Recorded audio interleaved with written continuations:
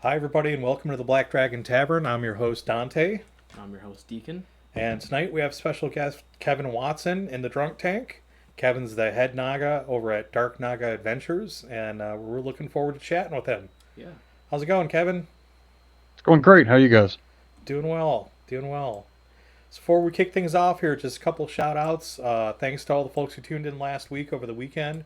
It's been a busy week, so I haven't had a chance to go pull that list and say names, but I think we had some repeat visitors that came in there. So thanks again. I remember Lawrence Chesterton popped in. That's one name right off the top of my head. And if you didn't catch any of the links to the shows, we put those all up on the Discord server, so you can go to our About page here on Twitch and check out the Discord link. Drop in there, and The YouTube link as well. the Follow YouTube that. link is there as well. That one's a hot mess. That's kind of hard to give out because it's a whole random soup, random gumbo of characters. But you can check us out on Instagram. Our Instagram handle is at Black Dragon Tavern Online, and you can check us out on Twitter. Twitter. I always say Twitter. I don't know why, but it's a quiver and Twitter. I've been playing Diablo too much. I'm on a hunt for a special quiver in Diablo 3. So check us out on Twitter. See, I almost did There it it again. is. Yep. The handle there is at tavern underscore black. And we're on Facebook. And that's simply Black Dragon Tavern. So, Kevin, all right, this is super exciting. You're our first remote guest. And you and I, we've known each other. Well, you've known Deacon too, like for just the same amount of time. But so Yep. we met back in 2017 at Gamehole Con. I think I was off by a year. I thought it might have been the year after that, 2018. I Um, think it was 17. yeah, I'm pretty sure it was. I think it was because we did our first. That was our first show. We It set up was, shop in yeah. 2016, and we didn't vend there till like the following year. We didn't vend at Gamehole until the following year, but I think we did Geekcraft, wasn't Right, it? we did Geekcraft Yeah. Expo, and I think that might have been the only show we did that year in 2016. And then the following, we did Geekcraft Expo and Gamehole Con. Yep. So that's super exciting. So, what are you up to? What's going on? Like you put out you had a Kickstarter for Dark Naga Adventures. I know you did the core rule book, and I know it's a lot bigger project than that. So I'm excited to hear you talk about that. Sure. I finished up Haunting of Hastur, which was the five-part module series, Awesome. in early 19 as a hardback compilation, which also was a re-edit of all of it. Got cleaned up a lot of little things and got it more consistent with one style sheet. And I took some time off to work on my health, and then the pandemic hit, and I've been working on a 15-part series called The Lich of Arapa. Okay. It's you can drop it in any play any game world. It's a lost continent. It kind of looks like South America if you chop off Argentina and Chile, so Okay. more Australia shaped, but it's got the same mountain structure. In a lost continent, that continent collapsed around the same time the main world did, about 2,000 years before present. And this guy named can't think of his name at the moment, but this wizard, wanted to be a lich, wanted to live forever, and 2,000 years of servitude, leading this demon's armies through the plains was his servitude to get his lichdom. He's finished his servitude. He's now coming out of his crypt and starting to make noise, and that's caused this from the Amazon basin to the coast, and then counterclockwise, or clockwise rather, displacement of everything on the island. And the guys on the north shore, the north shelf, um, which were the human equivalent, the local humans of the valley before all this collapsed, had nowhere to go, so they got in their outrigger canoes and they paddled straight north to the human lands that the party exists in. The first couple adventures take place on their land, making first contact with the Arapura, which is the natives of this South American equivalent island, and then the third through the 15th take place on the continent. Three adventures per area: the North Shelf, the east, south, the west. Sorry, north, west, south, east, and then finally the basin itself. As they work their way around the difficulties and work up the food chain, basically. The valley is kind of it's all ruins. So it's going to look a lot like a fantasy version of Fedor the Barbarian. You know, buildings all collapsed. Sure. Okay. Dinosaurs have sprouted up there, and slowly this Lich army is taking over and pushing everybody around. Um, One thing that's different about this, when you the last of the 15 parts, you'll hit level 20 between chapter 2 and chapter 3 out of 5 chapters, so you get to play for 2 to 3 chapters as a level 20 character. Wow. Everything I've seen so far, you quit playing at 20, you get all these new powers at 20, but you don't get to explore Yeah. them for any levels. So as a way to, I deliberately sat down with the XP chart and had you hit 20 right in the middle of the adventure, somewhere between the end of 2 and the middle of 3. You should hit 20. That's And cool. Yeah. That's somewhat reminiscent. I'm glad you did that. That's because that's somewhat symptomatic of a lot of games these days. A lot of video games, especially where your character hits this level. Like Diablo 3 is a perfect example. You don't get the really cool stuff until you hit level 70. You know, and you start getting your Paragon levels. And now it's like, of course, I understand if you had all that stuff like levels before that, you'd be way overpowered. But let's be honest, like everybody wants to do the cool stuff. Yeah. But that's really Absolutely. cool. So a couple of things. um, Let me ask you. Let me stop you there. Let me ask you. Like one, I noticed you sure. said that like it's what it sounded like is it's system agnostic. So you can pick this It's module up it and can be adapt based it. on 5e, but you can translate Okay. 5e to so many different versions. It'll be really Yeah. easy. Okay. On OSR is just not financially viable for me. I spend more money converting it than I'd make off of the sales, in gross sales, not profit. Same with Pathfinder. I tried Pathfinder for 2 adventures and never recovered my conversion costs, sadly. Okay. All right. But And if anybody wants to convert, I will happily work out a revenue split with them on that product and let them convert it. I and if fully I'm support working with partners. and Sorry. if I'm not mistaken, like the you did have a core rule book for the system, right? It's based off 5e. There's a 5e Okay. version of Haunting of Hastur and an OSR version of Haunting of Hastur. Okay. All right. I think maybe that's the That one was a that I. conversion I could do myself, so I didn't have any hard dollar costs, so I didn't worry about trying to recover my time costs. So all 5 adventures of the Haunting of Hastur series and the hardback are both available in 5e and OSR. And then for Pathfinder 1, only the first 2 adventures were converted to Pathfinder 1. Yeah. Got it. This Okay. all finished before Pathfinder 2 shipped, so there's no Pathfinder 2 conversions today. And when are you thinking? Like, what are you looking at for a timeline for your next publication? I've got it broken up into 15 parts because I think in terms of the classic 32-page modules from our misspent youths, but it's going to be 3 hardback volumes. The first one's going to be 5 chapters, five adventures. The second one's going to be 6 because that fits. It basically gets you the old world and the first act of the new land, and then 2 more acts of the new land will be the second hardback, and the last hardback will be 4 adventures, which will be the basin. Will be the adventures where you actually face the Lich's armies more directly, and then finally face the Lich. At that I higher can't level think you of what his mentioned. name is for the life of me. I'm going to make him like a CR 28, 29. He's the highest Lich I've seen in the book so far is like a 24. So I'm going to juice him up, so he's going to be a serious solo challenge for the party. And probably half of all parties won't survive their encounter with him. At least their first encounter with him. Yeah. So people Um, better they better like bone up on their skills and their equipment. Sounds like. Mm-hmm. or bring broken characters, one or the other. Whatever Yeah. makes the game more fun for you. Yeah. That's super cool. We'll have to check that out. Yeah, definitely. So I'm hoping it's to have the first book sometime in late 22. I'm late having a real hard 22. time getting back into writing. The pandemic's kind of zapped most of my motivation. I think I'm high functioning, depressed pretty badly, and just I got a lot of writer's block. I'm stuck on a specific issue, and I just can't get past it at this moment. I keep taking a break and trying again. I've probably dictated 6 hours of possible notes, and none of them are any good. They all make me miserable. I delete the files. Yeah, I was gonna say if it weren't for the damn pandemic, like my favorite author and publisher, Robert Asprin, to get beyond that, like he'd go out, drink, and shoot pool.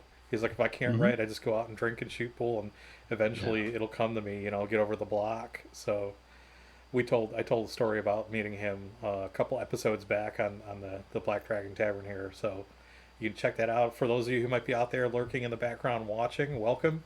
Jump in the chat if you have any questions for our guest Kevin Watson, Head Naga at Dark Naga Adventures, or if you're interested in hearing that story about Robert Aspirin, you can check out the VOD. I can't remember what episode it was, but it's back there somewhere. I think last weekend was probably one of the funniest ones that we shot. We lost it. Deacon made a side joke over here that you couldn't really hear him say it on camera, but I could hear him say it here. And what's that? I said, oh, you couldn't? It was really quiet the way it came okay, out. Like your mouth moved. If people knew the name really well, they could tell what you were saying. But that's why Lawrence Jesterson wrote in and said, what did Deacon say? Yeah. So it had to do with a very famous streamer in ASMR. So we'll leave it at that. Okay. Check that clip out on Twitch. It's pretty funny. Well, that's cool. So late 2022. Yeah, I really hope you get over that block. I can totally get that. It's really hard to keep up cheery countenance going through a global pandemic when you've got to look out for your own health and safety and well-being, and and still move about in the world. And ironically, I think a lot of people thought, oh, pandemic, great, I'm gonna be stuck at home, I'll do all these projects. Yeah. And nothing gets done, or one or two where you start a project and you don't really make a lot of headway on it because for whatever reason it's just So I was kind of in the same boat as that. I had and I still got them laying out there because I never actually finished it, but I laid out a whole bunch of units for 40K that I have that all made up specific boxed games that I got or that I had the contents of, and I said, okay, I'm gonna try and paint all of these because they're from box sets like Dark Imperium or I think it was Burning of no, not Burning. It was Betrayal at Calth. So I was gonna try and do all of those, and then instead of finishing that, I started bought another two new armies. Yeah, but yeah, I totally get that. It's like hey, I'm gonna be stuck at home and finish all this stuff, and then you realize I'm stuck at home, Yeah. So. Yeah. It's I think Kevin, you probably agree as well. I think it can be almost too much focus. You have it's too intense, the focus. You can I'm here, I'm not distracted, I can get into this, and then but after a while you're I can't do this anymore. I got to take a break. It's almost it's like a pleasant painting is kind of like a pleasant distraction from whatever else you're doing, working or going to school. But then when you're not doing that stuff and all you're doing is painting, then it's it gets to be a bit of a chore, yeah. Yeah, it can be. That's for sure. I think we've collectively been doing a little bit too much doom scrolling as well during this horrible pandemic. Yeah. My home game hasn't met in 18 months now. We met in January of 20, and we haven't met since. So I'm missing that connection. I haven't been to a convention since 2018. No, I went to one here in Memphis in 2019, in March, just before in March 2019 I went to one here in Memphis. I didn't go to anything in 2020. So all those connections that feed my imagination are just cut off. And there's an editor friend of mine who's looking for a little more freelance work, so I may get with him and do some workshopping, a couple hours, a couple times a week, and see if I can get through it. And either give him editor credit or co-author credit, depending upon how much he feels he contributed. And so I can get past this roadblock. Too, with your background, you could probably do professional DMing if you wanted to.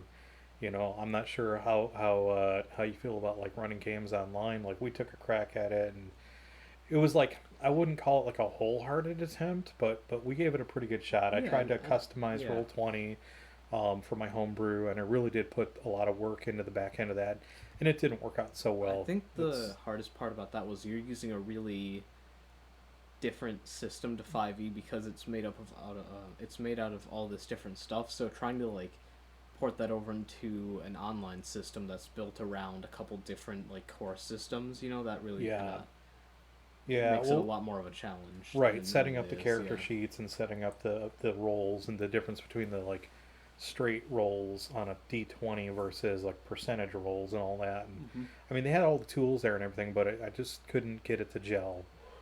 But that might be something to consider. Yeah, Kevin, you mentioned something. I ran some games over Discord, but it just didn't pan out long term. Yeah, we got. But it works fine. That's cool. Sorry. Now I was just gonna say we got so used to running here in the game room for folks, and we've got all the 3D terrain and all that. That it's all you start to realize what the detriment is. It's like you get hooked on. I'm looking over at my shelf, and I've got all these buildings. I mean, literally like just dozens and dozens of buildings. But that becomes a detriment because like when you're online, how do you do that? How do you utilize that? How do you got to have cameras set up all over the place, or you have to have the ability to switch views, and it's not the same like people at the table moving their miniatures around, and then it really forced me to go back and think about when I first got into gaming, and it was all pencil and paper, and it was all theater of the mind. That and fishing weights, little slag that they used to sell, the original D&D. I've always been theater of the mind, so it's that element was really, and I still have a difficult time running over Discord or Zoom or whatever else. I've ran some games for Benchley Dale over Zoom for a few months. It's a lot less. It feels like a lot less of a social thing, it's just being on a call and talking to people feels a lot different than like having people over and being able to do all that in person. It's a lot less kind of like. It's a lot more formal, I guess. Like you're meeting just at a specific time, not like you're actually hanging out with people. Yeah, it's something it's almost like even though it's voluntary, it almost feels like something you've got to do. I got that call coming up in 10 minutes. There's a layer of warmth missing from Discord or Zoom-based gaming. Yeah. Even if it's your buddies too, and like we try that. Like you can make jokes with people, and it's just not the same as that in-person camaraderie. But Deacon's running a Cyberpunk game now, Cyberpunk Red. Well, we still haven't started yet. With scheduling, as you could never imagine. That's we had never an issue. Two sessions, right? So far? No, one. Just one? Session 0 where we made characters. Okay. I thought but I thought you guys already did like one session after that as well. Nope. We need to get on that. Welcome to the joys of scheduling as a DM. We were gonna do that last Saturday, and then can't remember what happened, but people had stuff come up. I think Griffin was working, and Anastasia had something that they had to do. And then we're gonna do it tomorrow, but people had stuff coming up. So then we're gonna do it on Sunday night, is what we decided on. So okay, well, good luck with that. Like I definitely know the challenges of trying to get people together. Like. This is why we were pretty lucky when we did our Saturday game with people actually showing up here. Yep. I was like, wow, I'm really lucky I got these people that can come over and do this like every other week. That was just every 2 weeks. But, yeah.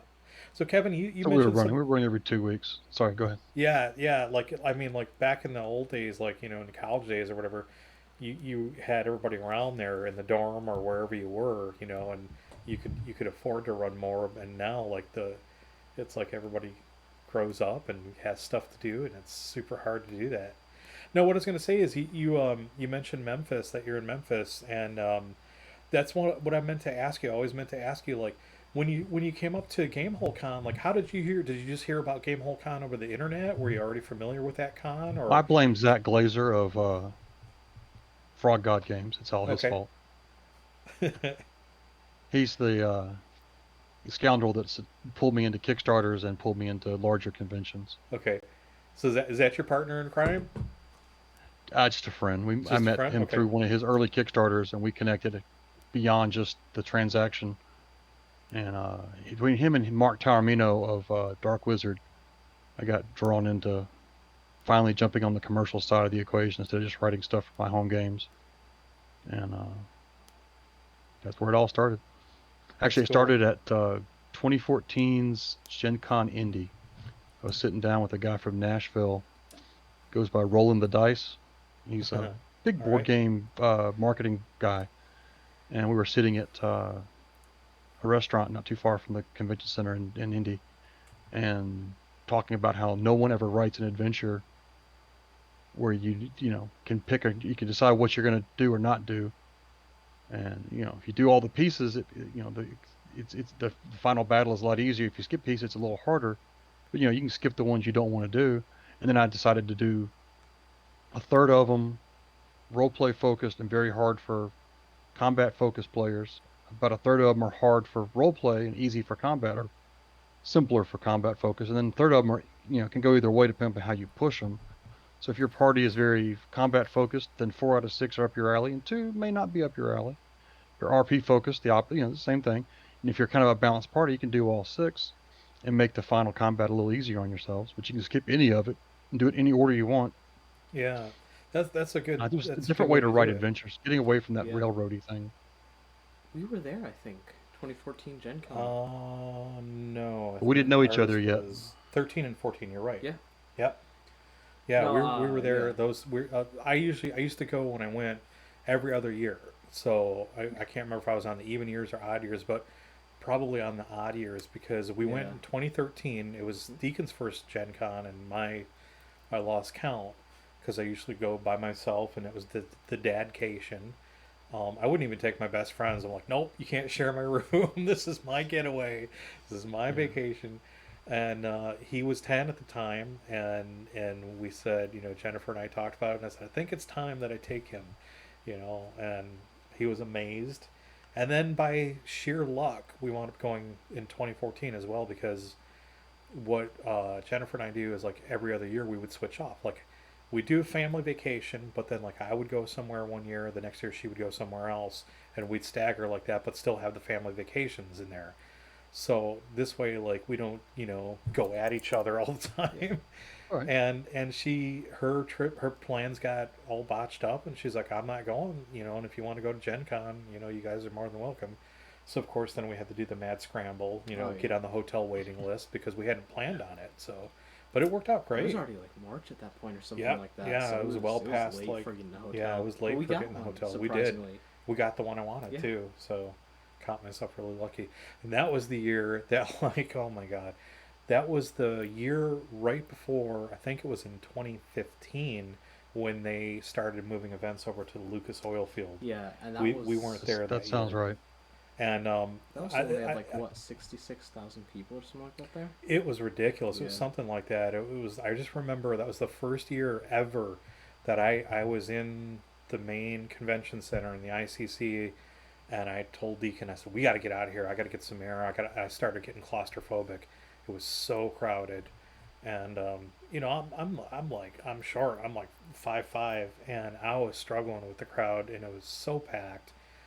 And I had never seen that many people in that place, and I've been going there for a long time, and it's just like all of a sudden it exploded, and we haven't been back since. Like sadly, we did a couple of trips to the UK and some other stuff, but I kind of miss that. I kind of miss like the hotel parties and stuff like that, So Yeah. okay, so Zach from Frog God or Frog Mind? Frog God. Frog God Games, yeah, and I think I know the company, and I don't know. I may have met Zach there at Gamehole Con. What other? Gen. What's that? Is it Gamehole or Gen Con? Gamehole Con. Because I think they were up here a couple times. What other cons? They like, come up have there we- for Gamehole, and they come up there for Gary Con. Yeah, and now Gary Con is in Lake Geneva, so Yeah. which is Right. where Gen Con used to be, where it started. And then it outgrew that area and moved to Milwaukee, and then it outgrew Milwaukee and went to Indiana. So I guess like the next the next big question is where are they going to wind up once they outgrow Indiana? Probably You know. Chicago, maybe In- Vegas. Yeah, Indiana's doing pretty good by trying to keep them, like catered to, or Yeah. they got a lot of hotels that have been opening up around there, and I want to say when they canceled 2020, they extended their contract with Indianapolis to 24. that's what I thought maybe? too. Like they said, Something we like can't- that. That's part. They let them cancel the cancel without any penalty, in exchange for extending the contract to stay in the city for a few more years. Yeah. Yeah. So I want to say it was going to end. It was going to terminate in 22, and they got him to sign out to 24, maybe something like that. Was part of the deal. Well, I'll tell you, if this planet can get a handle on this plague, this global plague, and it gets back to where we can travel semi-normally. I don't use the term like go back to normal. You'll never go back. You'll never go back to quote unquote normal. I don't know. We'll go to a new normal. Yeah, we're Yeah. going forward to a new normal. That's exactly right. But when it gets to the point where we can travel again safely, I really want to do that. I want to save up some money and go Yeah. back and just have a big blowout weekend. And Although, so, I was sorry, go gonna ahead. say, although one thing that would suck is if they do go out to Vegas, that's a lot farther than Indiana or Chicago. It That's is like True, but the flights there are a lot cheaper, so that might end up being a net wash that's for a lot of yeah. people. I don't know about But now, but Vegas like can handle the volume. That's the yeah, That's they big for thing. oh sure for can. sure. Yeah. Yep. And they got the hotels, that's for damn sure. Yeah. And they I meant got the the overall, the buffets food that you volume, would just the kill The for. hotel buffets volume, and the the travel food. volume, and the convention floor. I The was trying 100,000 person convention is nothing for Vegas. Yeah, I was gonna say I was trying to tell Deacon like people are gonna lose. Gen Con's gonna lose money. People are gonna be spending it at the casinos and not at the gaming well, halls. so that's the thing, and that's why Indiana has been so fantastic about working with Peter Atkinson and the whole crew there. Like, they don't want to lose that tourist money. Oh You know, no, like yeah, there are 'cause that's a restaurants lot. there now. Okay, if you want the like the real dirty truth, it's going to be this way anywhere. There are a lot of restaurants, a lot of people that work in those restaurants that are like, oh, I effing hate those tourists. Oh, they come in here and they. There's going to be a segment of that, but the business owners with Oh all that yeah. revenue bump that comes in, they you know they Hmm. look forward to that, and then so this is why that snowball effect happened with COVID. Like all of a sudden, all the suppliers that deliver things to the ICC, all the to the restaurants, all you know, all the businesses at the hotels around there, everything is impacted, and it just mushrooms out. You know, Yeah. whenever you have something like that, so they don't want to lose something like that. But I gotta tell you, like I was gonna say, like I went to Vegas years ago, and I was trying to tell Deacon, like if you can imagine the best buffet ever, they've got it there. And I was at the Mirage one time. We went for a buffet, and they had like lobster tails and steak. And I'm not kidding you. This would have been 96, 97, in the early days of the web. And the buffet was only $22.50 per person. Wow. And they had like rock lobster tails, and they weren't the big Atlantic lobster Yeah. tails like that, but you know, So it's yeah, you could definitely do some damage there. yeah. I was gonna say it's about 8:30. If we get over to the airport by like 8:45, we can be there by like be there in a couple hours. Get back before tomorrow morning. Yeah. So Kevin, I'm not sure if we lost you there or not. I'm here. No, Oh, I'm here. okay. There we go. Now the video's moving again. Like we can see like the Discord call and then see the monitor, the live monitor Yeah. for the stream, and it was frozen up there for a minute. But It may be me yeah. being still too. I don't know. No, because your fan, I can see your fan over your head there, Okay. and like when that freezes up, I'm like, yep, there goes the video. It's kind of But a blur for me, so I didn't know if it was a blur for you, if you actually could see movement. no, it's actually pretty good. It's pretty good tonight, other than the freeze up there. And I don't know what happened, like I said, with the Ethernet cable. Yeah. Lucky So it's before the stream started though, and not during it. yeah, That's a yeah, lot better. So and that way we can just delete that other VOD because there'll be two VODs up there. And yeah, and the first one's only gonna be like yeah, 15 minutes of yeah, nothing. So yeah. So let's see, what else was I gonna ask you? Yeah. You're a Lego fan. I saw Big time. that. We were trying to think of a format like to ask guests, like let's give them some questions, tell us something funny, tell us a funny story or something. But the one thing you said is you're a huge fan of Lego, and you probably built Yep. every $20 plus Star Wars set over the last decade. So tell us a little bit about that, because you have a Sure. fellow Lego It's something I fan do to here as well. relax. In fact, I've got the pickup truck on its way. It finally shipped from the warehouse. They were back ordered for like 2 months. I've done the whole car series, the Lego Creator car series. I've built all of them: the Mustang, the VW Bus, the VW Bug, the Fiat 500, the Harley Davidson, you name it. If in the car series I built it, in the Star Wars series I've probably going back more like 15 years. I built every single kit that's been $20 or more. Well, that's cool. Last one I did was Giancarlo Esposito's character from The Mandalorian. His warship was the oh last one I yeah. built. And it's behind me, sitting on top of the Millennium Falcons. I've had a room to store all the Oh Legos. yeah. I have a Nice. tub. It's like a 40-gallon tub of disassembled kits where I finish the kit, disassemble it, put it in Ziploc bags, and put it in a tub to go in the attic because I don't have room to store all the stuff that I've built. I wouldn't know anything about that. He, My wife has Hogwarts Castle on her bookshelf at school. Her kids love it. oh, nice. I think I Nice. used to have that set, the Hogwarts You one. did. You absolutely did. You got that as a gift from, I think, your aunt and uncle.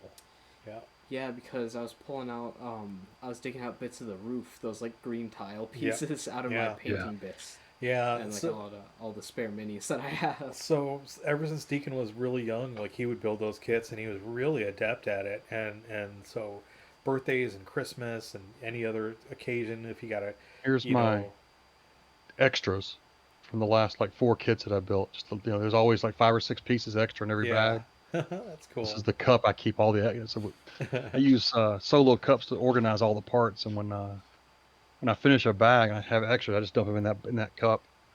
And then I dump that cup in a Ziploc bag when it gets full. And I've had missing parts, and I literally go through my bag and find the same color, the same part from my extras. Instead of having to order parts in Lego and Yeah, wait a week for them to show up, I just use my spares to Yeah. rebuild it and move on. Yeah. yeah, Occasionally, I do a color mismatch because I get frustrated, but Problem with that here is I think we've got four like 35 the plastic, they're yeah, almost like they're kitty litter jugs, they're plastic kitty litter jugs, and yeah, they were yeah. holding about 35 pounds apiece. So we got four of those, and they're all washed out and sterilized, and then that's where all his Lego stuff is now, in storage. So yeah. but what do you think is the coolest kit you built? What would you say is the coolest kit you built? Oh, most difficult was definitely the most recent version of the Millennium Falcon. It was like 5,000 Ridiculous. pieces. Yeah. I It was heard about that. outrageously. I had a hard time getting it up on the shelf because I kept knocking the landing the boat the boarding deck off of it, and getting it reseated was a real pain. Mm, The It most weighs a fun I lot think I too. had was probably the AT-AT, the non-motorized AT-AT from the collector okay. series that I built years ago. My Nice. godson kept Yeah. walking past it and knocking its little head off. So I rebuilt that head like 25 times, and then I realized the problem was I needed to take a piece off the neck and throw it away and have it sit further on the axle, so it wouldn't be quite so fragile. Once I reseated that, he quit knocking the head off of it. You could almost do stop motion with that too. That'd be kind of Yeah, cool. that Do would some be, yeah. stop motion Make it look like animation. a movie. Hmm. People have done some stop motion Lego stuff, not Yeah. necessarily with Star Wars because they don't want to run into George's lawyers. Yeah. Or now it's Disney's lawyers, but still. Yeah. Oh, that's like one of our favorite topics to talk about Yeah. here on stream. DMCA's. So I know, yeah. 24 years ago, I was shown the video Troops. Have you ever seen that video on YouTube? yeah. It I was a don't fan remember. edit. Basically, it was a cop's parody of what you didn't see in episode 4. So it Oh, had a all couple of right. troopers responding to Aunt Beru and Uncle Owen's domestic violence incident. Oh my It had god. them doing a traffic stop on the Sandcrawler, and one of the Jawas ran away, so they killed them all. There's a backstory to everything you saw in the movie, Yeah. and I've apparently seen some. George got a copy of it. Invite the guy out to come see Skywalker Ranch, and he's like, "We're gonna wrap the tour up with this last room here." He walks him into a boardroom with 20 lawyers and closes the Oh, door on him and seriously? lets the lawyers have at him. And it took him like 12 years to be able to get that on YouTube without having fear of lawsuits. He's like, you can't ever share it, can't give it to anybody. If you give it to anybody else, we'll sue you into oblivion. Jeez. And That's fucked that's the up. legend, at least. But it took. I Yeah. didn't see it on YouTube until like 2012. So it was like 15 years before I saw it on YouTube finally, when they finally Yeah. relaxed those rules. See, I didn't realize it was that old because that was probably what just around when I was starting to go online more, and that Hmm. was when I saw it for the first time around 2012 to 14 ish, and I thought Yeah. it was something that had just come out then because all the videos of it were just from then. Yeah. There's a I lot of watched stuff a that just VHS of it in sprouts. '97, just before I went Wow. to Bosnia. A friend of mine has the back to the Legos. A friend of mine has the new Star Yeah. Destroyer set, or the really big one, and Mm-hmm. it's the one that came out I think in 2018. And I remember there was a Oh yeah, that one. while where we both took the same bus home from high school. So there was a while where like every day, I would go over to his house on the bus after school and help him put it together, and then walk to my house because it's only like Couple couple blocks minutes. away. Yeah, Yeah. it's a couple blocks away. Um, 2018, and he just He just finished he just finished sorting out all the pieces and finished putting it together like last week or something like that, because just set it down for so long because the parts got mixed up. That's the one I think it is. It's a 6,000 piece It is, level set. It may not be exactly 6,000, but in that scale. Wasn't there one that he built with his dad and they had it in the basement for a while? I swear to that's the same kit. Is it about 4 feet long? That's the same kit I'm talking about from like going on 3 or 4 years ago now that he just finished. So yeah. Wow, that's amazing. Shut that window up there. Yeah. When I get through with some of the heavier tasks at work, I'll sit down and build for an hour just to try and reset my attention span. And then I'll get right back into dealing with email security, which is what I spend most of my time doing for the man. For the man. And I keep my recorder handy. If I have a good idea for my side projects, I just dictate it into the recorder real quick. That's cool. Same one I keep by my bedside, just in case. I grab whatever's nearest and just scribble on it. Doesn't matter if it's like a napkin. It's like, as long as they're not used. Yeah. Anything basically. Like for the show, I was keeping a notebook, and then lately I've been doing a lot of work. Every week I put a lot of time into trying to do the event notifications for Facebook. So I'll try to do graphics for those, and then I said, oh, I'm here on the computer. I'll just jot them down electronically and print them off. But when I do get inspired, I love jotting something in that notebook, though. Yeah. I am now again a temporary resident of Facebook jail for 30 days.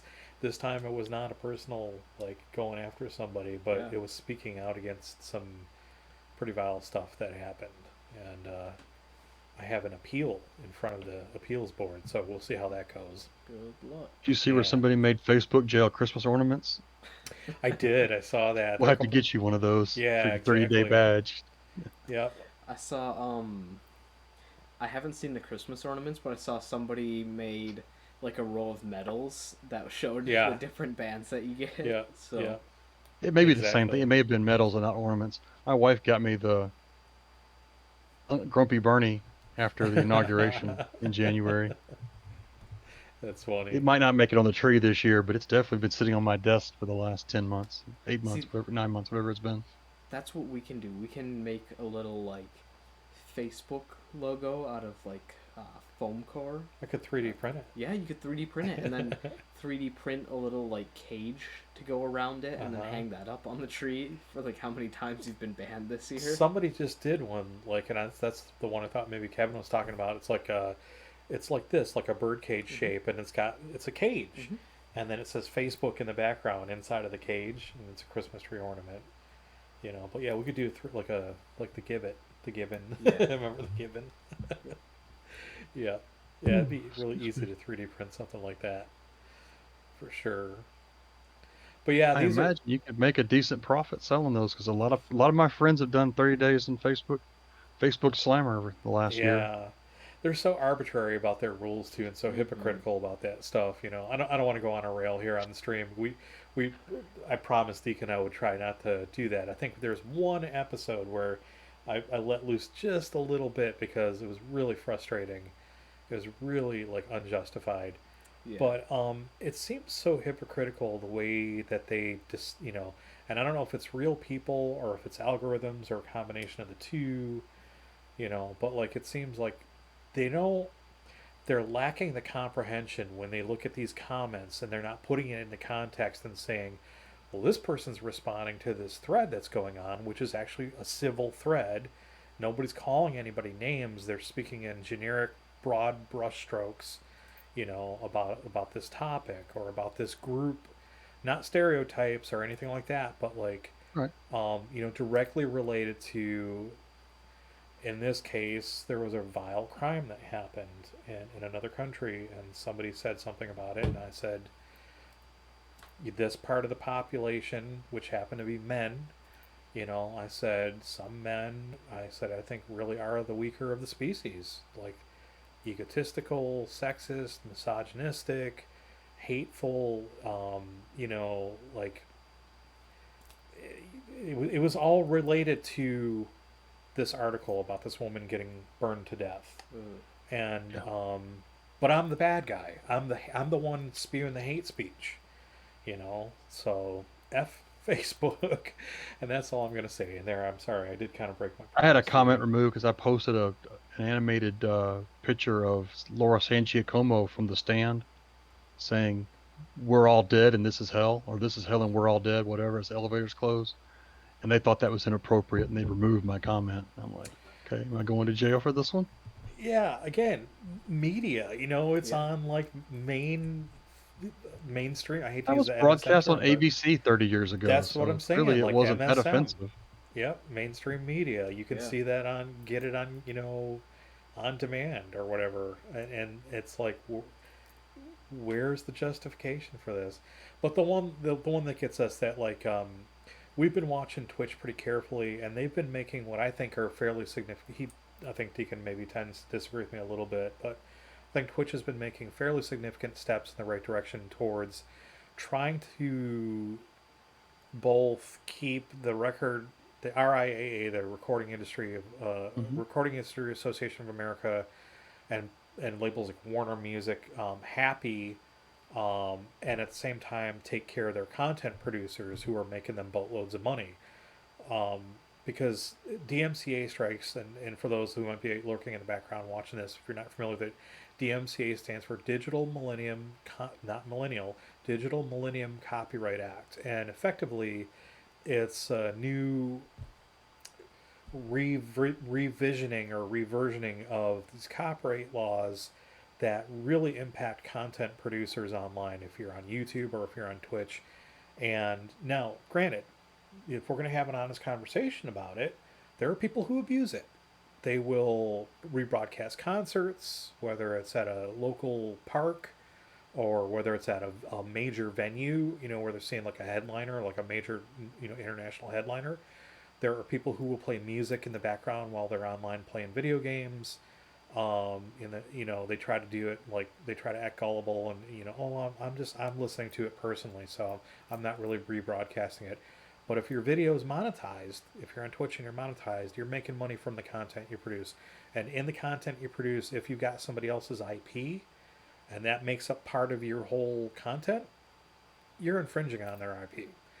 So there are times, Kevin, where like people will record something like on a boardwalk. Like we use California a lot as the example because like people go to the Santa Monica Pier and take their live stream backpack with them, and you happen to walk by somebody's little beachside party and they got a radio playing, and all of a sudden when that VOD, the video on demand, goes up on Twitch after the live stream, if somebody flags it and says, "Oh, they're playing Kanye West or whatever," you get a strike, and you only get three strikes, and they can take your channel down. Right.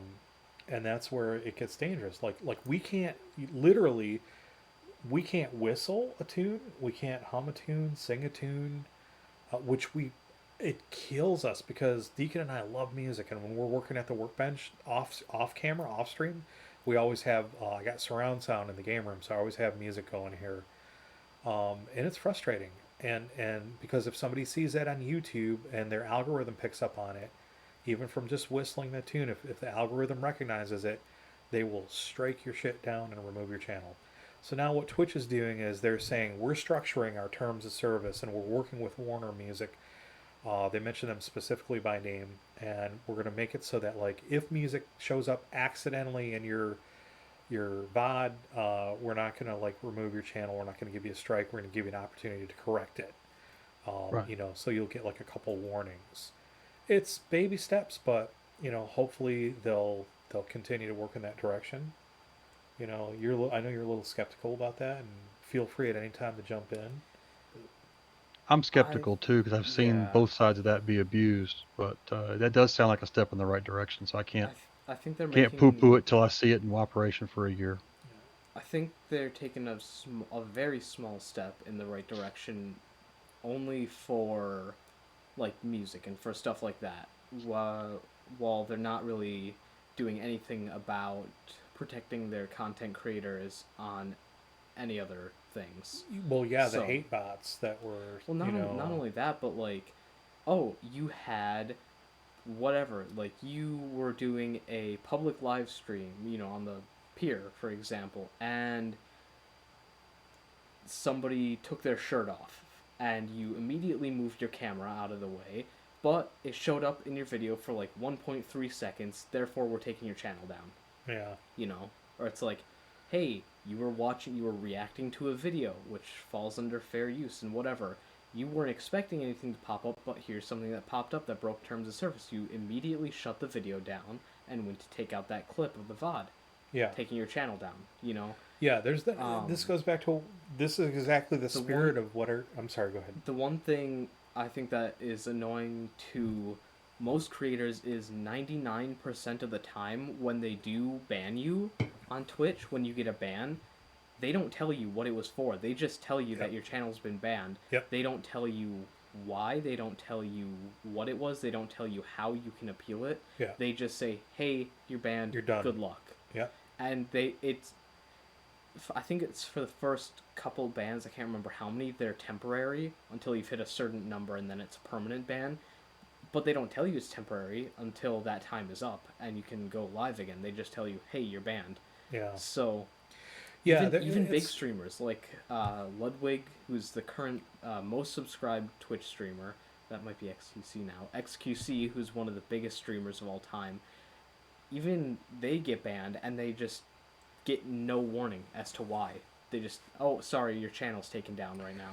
So this speaks to me of like the ineptitude of the people running these companies. Like, they don't have a business background. They don't realize, okay, we're killing ourselves by cutting off monetary streams. These are content producers who have monetized their streams. They got huge followings. They got millions of people subscribed to them, right? Or well, oh no, they're still making money off of it because the subscriptions last for a month, like a full 30 calendar days, and most temporary bans are only like 5 days. So right, even but in that time, there's no new content being produced. There's no new. But they're still making money off the subscribers. But Twitch is not making new money from new content because the content creator's offline for 5 days. Yeah. And maybe their content blocked in their own heads for another 10 days out of frustrations. That could cost them half a month of creation. So just a strong testimony to the strength in numbers. Maybe about a month back now, there was a thing called A Day Off of Twitch. And it was a big hashtag, and I might have the name of that wrong. It was either a day without Twitch or a day without Twitch. Is that? I think it was a day off of Twitch. But anyway, doesn't really matter. You can look it up if you're out there watching. And what it was people got together and they protested. They said, on this date, we're all going to go off Twitch. We're not going to broadcast. We're not going to do anything. We're not going to. So that means Twitch loses all their ad revenue, loses all their subscriptions for all these people who could, be bringing in subscription revenue. And they did this. The people did this. The content producers did this, all to bring the awareness to Twitch about this rash of hate bots that have been, and they're anti-Semitic, they're xenophobic, they're racist, they're homophobic, they're, you name it. And they would flood a person's channel with just like all kinds of hateful speech in the chat. And like, you can, if you don't monitor that, I may be mistaken, so correct me if I'm wrong on this, but as a streamer, as a content provider, if you don't moderate that chat and you just let that go, I think that's a violation too, I think, of the terms, because I think you're responsible for what shows up in your chat. I think at least that one makes sense because it's trying to say like, hey, we're putting this responsibility on you, the content creator, to monitor your chat and to make sure that they're not being assholes, Yeah, no, I'm totally with you. I don't disagree.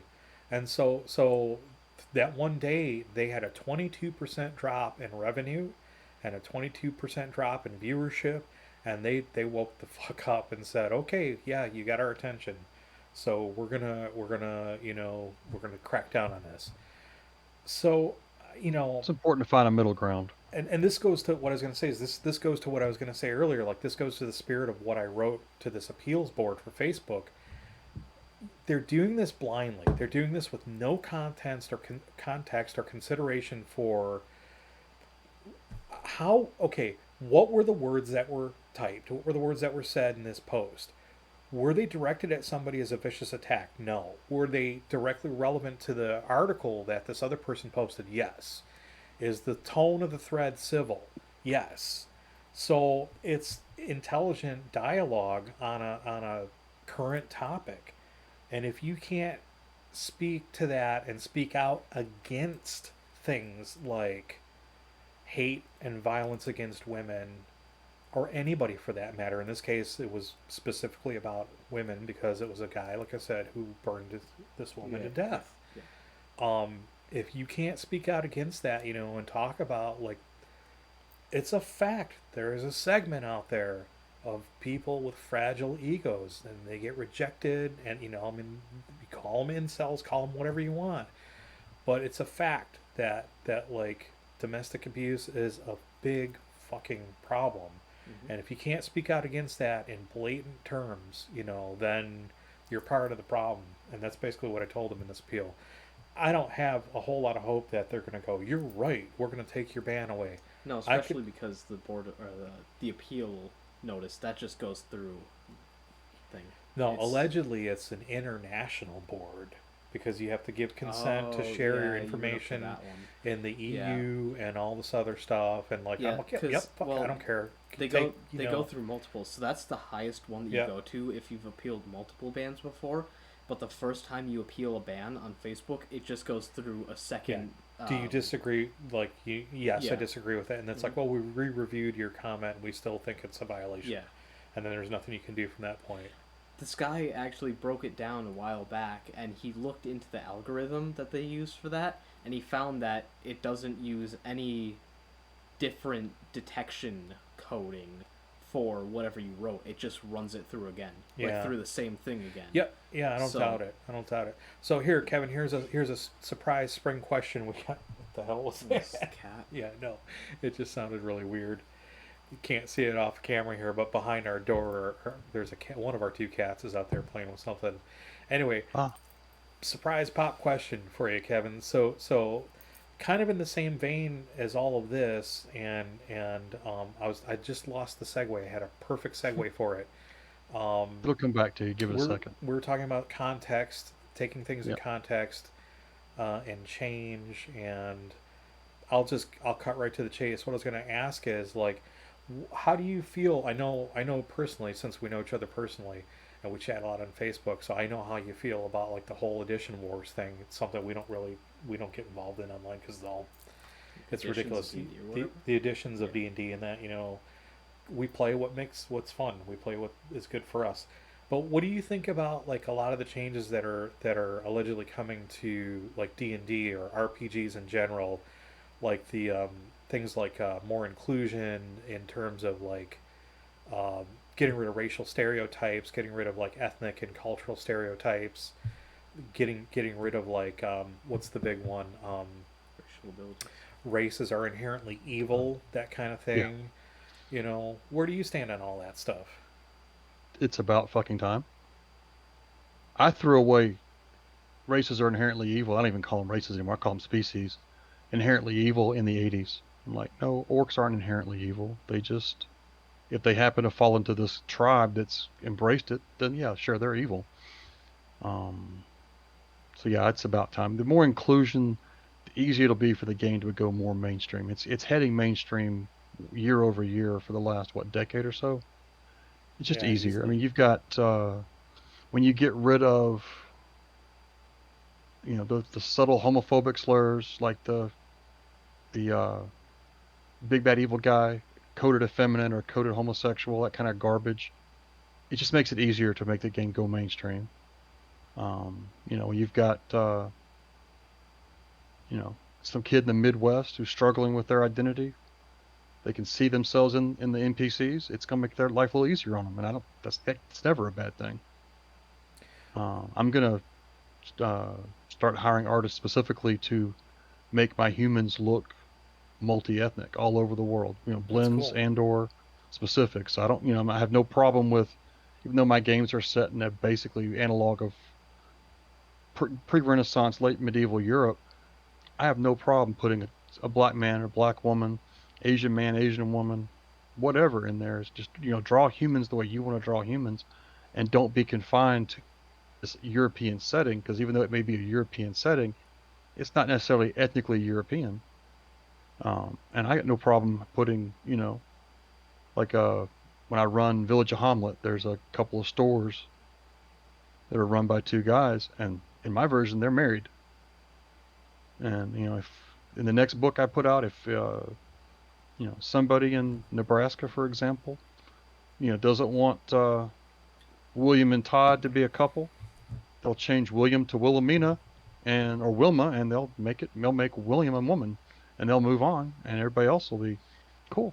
There's a same-sex couple in that adventure. Yeah, or they can Those buy those another who don't book. want it will I just mean, if take it it bothers out, them and that much. Yep. those who would get something, a little glimmer of hope from finding it in a book, find it. Yeah. Yeah, I Yeah. don't think any of this is a bad thing. My games have always been about conflict over resources. Somebody recently described Warcraft as a racial war, and I'm like, no, it's not. It's a fight over land because people were transplanted involuntarily. There's some analogs there to various populations, but the orcs and the humans aren't fighting because they hate each other. They're fighting because they both need the same land to live on. Yeah. They're fighting over resources. And they're not fighting over, oh, I hate you because you're orc and you've got ugly fangs. I hate you because you're human. You got pale, pasty skin. Yeah. They're fighting over resources. I, It's I'm. conflict. It's conflicts like that make thinking more interesting to me. I know I'm not the only one who's thought of this out there, but like I think there's like a whole market that's ripe to be tapped into, and as a biracial um, person, I kind of sometimes feel like, why? How come I'm not doing this? Why am I? But there's a big market, I think, for anti-colonization type material. In fact, like we just did, Polygon.com ran an article a couple weeks ago about the top 5 collaborative games, and they're not like new. These go back to 2017, 2016 in one case, but from 2016 all the way up to 2020, I think was the newest one. But they were really good games, and one of them was called Spirit Island. And I don't know if you remember him telling you that, but basically, you're an indigenous person who lives on the island, and you're trying to protect your land from the people who are coming to colonize it. And so, essentially, you've got to use what you have available as resources to fight off like modern technology. It'd be like the Aztecs trying to fight off the Spaniards when they came, and they've got horses they brought with them, and they've got guns, so what do you have available that you can muster up and fight them off Yeah. with? And that whole history is a whole lot different than what you learn about it in school. But I'm not gonna go into that on here. But I think as a content developer, there's a whole lot of stuff that you can do there, like put things into a different perspective and write it from like the perspective of make it challenging on the adventurers instead of just going and pillaging and taking the resources out of a mine or whatever. The peoples that live around those lands are like, no, we're not going to let you come and do this. Yeah. It'd be interesting. Well, that's the conflict that I'm stuck on with the Lich of Arapa is the groups that hopped in their outrigger canoes, landed on and they kind of invaded, and misunderstandings led to some conflicts. I'm trying to find a way for the party to be motivated to try and make first contact and resolve the issues and agree to help them. And I'm kind of stuck on how to get them across the bridge from, you know, basically being invaders and attacking and burning outposts to the ground. To we're gonna help you and work with you. And this group of individuals is gonna travel 2,000 miles by boat to the south and help you repel these invaders and work our way around the long way to finally destroy this lich so you guys can have peace in the Shelflands. That's cool. And where can people learn more about your work and your projects, Kevin, if they wanted to go online and see that? Uh, Dark Naga Adventures, Facebook/Dark Naga is one place, and then darknaga.com. Although I'll be honest, darknaga.com's not been updated in a long time. I need to find someone to keep that page updated for me, I because I hear am you. not good at I'm not good at taking care of that kind of housekeeping. So I'm gonna probably work with somebody who wants to develop some social media marketing type skills, and I pay them to keep the site updated, ask me the right questions, and then post updates on the site on a bi-weekly basis for me. Try and That's keep it a cool. little more current. Well, that's really super cool. We're both excited to Yeah. check that out, and we'll obviously because we chat on Facebook all the time. I'll be pretty close to any latest developments because you're good about posting all that stuff online. Yeah. So we'll keep keep an eye out for that, and we really appreciated you coming on tonight. Yeah. That was great to be here. You guys have a wonderful second half. We Yeah. will. Thank you. Absolutely. Thanks. Appreciate that. Have a good night, Kevin. We'll see Have a you. good night. Thanks a lot. Have a We're good gonna one. you don't have to change that yet. For those of you who are tuning in, we're gonna take a little 15-minute break here, and then when we come back in 15, we're gonna be broadcasting from the workbench, where we've got a couple more projects going on. We've got Deacon's got some new custodies he's gonna be working on, and then yes, I will still be working on my goblins, but I made a whole lot of progress last week, so now I'm gonna be doing some touch-ups. Yes. So see you in 15. Stick around. See you then.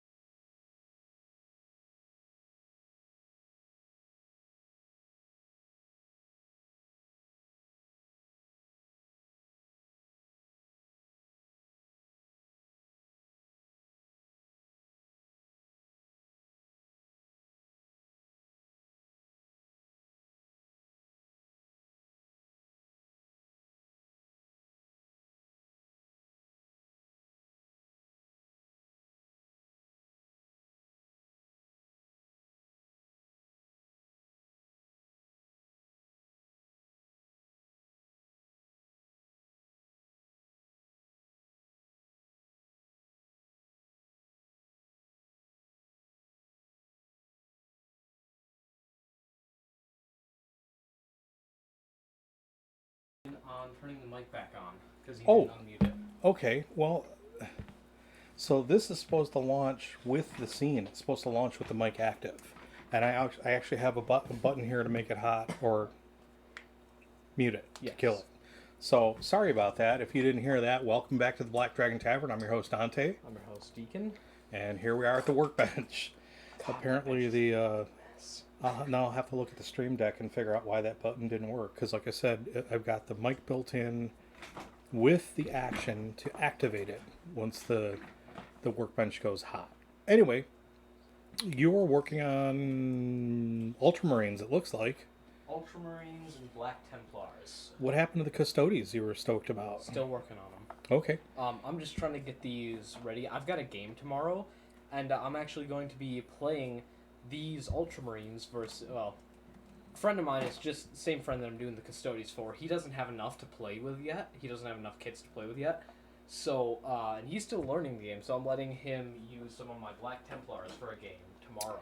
Oh, these are the Black Templars that you're assembling for the Crusade army, which we're hoping, to run on stream, right? At some point in the next 7 years. Evolved a bit. It's evolved a bit. Least. I started it off as a, roughly 500 point, I think, Crusade army. 50 power level is very roughly 500 points. So it started off as a 500 or so point Crusade army, 50 power level. Hiccups. And I am closing in on 2,100 points right now with them, plus another, 500-600 points with these new kits that are launching this month. That's just crazy and a whole lot of money. Yes. Oh, but they're so cool. They are. I've shown you the new kits, right? I don't know. Are you talking about new kits that you've gotten? No, or the new ones that they just. The ones that they've just released. For the Black Templars, yes. Yes. Took me a minute to screw my head back on straight. Yeah. Yeah. Well, I'm gonna go ahead. I'm gonna jump in here. You went to after the stream. I don't think last week you stayed up, but you went upstairs. You may have stayed up, but you went upstairs. You left the game room, and I stayed down here working on the gobbos, and I was quite happy with them. I was gaming. They were looking really good. So I think I'm gonna pick up from where I left off. Yeah. I did the washes. I think I did all the washes. I did the washes on the leather, the washes on the skin, the washes on the chainmail, on the weapons. So now I just got to pick out some highlights and things and some little details, buckles and buttons and whatnot, and jewelry, and I think these will be. And then the bases, obviously. Yeah. But I'll be so happy. There are two that I'm kind of really torn on now. One is this hobgoblin from was it Spellcrow? Mm-hmm. I super love this cast, but I don't know what I'm gonna do with it. I've got the skin painted. I'm not super happy with the way that came out. I like the color, but I feel like I could have done better. So I'm either gonna have to try to strip it and redo it, or else work with it. I mean, I'd leave it on there because you're going for kind of a yellowy orange, right? Yeah, and maybe once I put a wash on here, that'll come out better. I think if you wash it and highlight it, it'll be great. Here's what I'd recommend doing, I would say... a flash here I should have cut off. You know what you should do? What's that? You should do that transparent orange to really make it a bit more orangey. Yeah. Then hit it with another wash on top of that, like a dark wash, to give it, shade. And then go in with, pale yellow highlights. So you still get that dark orange with the pale yellow. Yeah. I think that would look great. The only difference in our thought is you said dark wash. I actually have a nice strong brown tone here. I was thinking. Well, that's what I mean when I say dark wash. Army Painter does have one called dark wash. It's basically a black wash. Yeah. So I guess I'm talking more like the Agrax. Yeah. And this guy, this is a funny little squig here. And I really got to figure out what I want to do with it. I want to paint it, but we were also talking about maybe sacrificing it to the Dio. We weren't. You Well, were. we I kinda- wasn't. Yeah, but that was a two-way conversation where I made the recommendation and you said, no, I'm not sure, but so we had a conversation about it, but I don't. Conversation was very quick. Oh my God. Okay, look, you bastard. If you want to get into an argument about, like, technically. Anyway, point being, I'd want to leave that. I'm less squig. excited about it now. I want to paint it. I want to, but I'm also torn about whether I want to finish it or not. I'd want to leave that squig with the gobbos it came with, because they're like mechanic goblins, and he's their little like squig Sidekick. Sidekick, pack bear, or whatever you want to call it.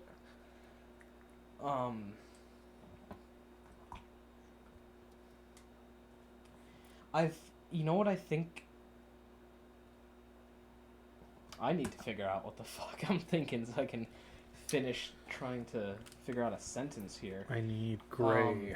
I think I have finally kind of settled on a way that I'm painting these ultramarines. Okay. That I'm going to do for the rest of the army. Because if you've been paying attention, you'll have noticed that when I paint these ultramarines, I am switching up the style that I paint them in for like every other model, you know? So I think I finally found one that really strikes a balance for me between easy to do and looks good. So I'm really happy about that. This is where, like, oh, that's a whole lot of paint. I really didn't want to squirt that much out. This is where, for me, the tedium, I think is the way you would say it, like, tediousness. Yeah, but I think tedium might be, I'll have to look that up now. Point being, painting an army, doing the same thing over and over and over and over and over would kind of drive me a little crazy. And I'd want to tend to do different things on figures here and there, which I know you're doing. Each one of the figures you paint has a character of its own, effectively. On the other side of that same token, I would also just want to be like, screw it. They're all going to be this color scheme, and that way I could just, rip through them and get them done, and then not have to worry about it. That's why I'm really happy about finding this color scheme that finally kind of strikes that balance of like, I can do this and really make him look nice, but also, like, get him done. Yeah, get her done. Because otherwise, they wouldn't get done at all. I hear you.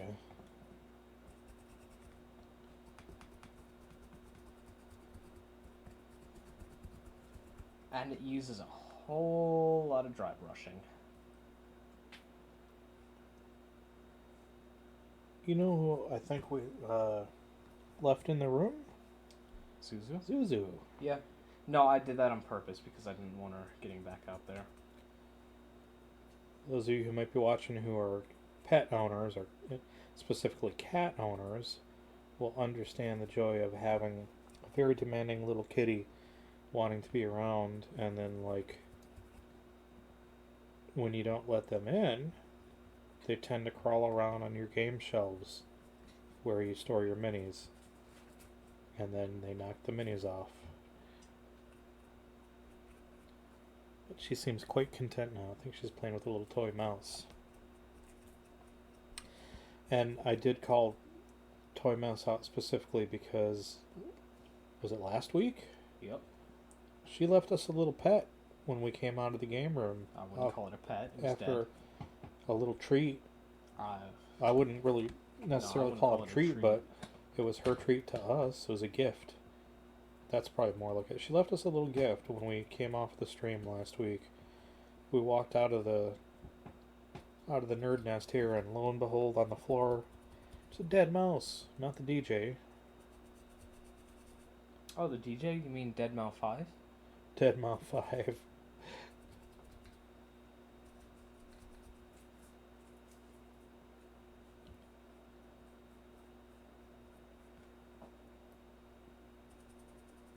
That's a project. I could have like shot a video of the dead mouse and then like No. remixed some of his tunes to it. Just playing music over a dead mouse? That's a No, little you have messed to up. you have to have the vision to imagine this in your mind's eye. I can't sing the song that I was thinking of because we'll get a DMCA. But like in my head, it makes for one hell of a little music video.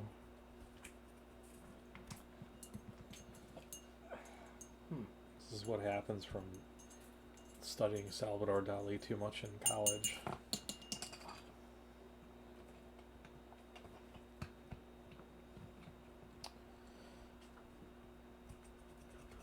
Okay.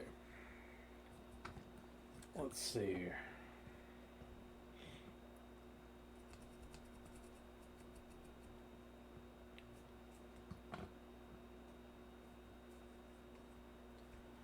What the hell was I using for teeth? What ivory? Was it the Shop T-Bone? Yeah. I think so, yeah.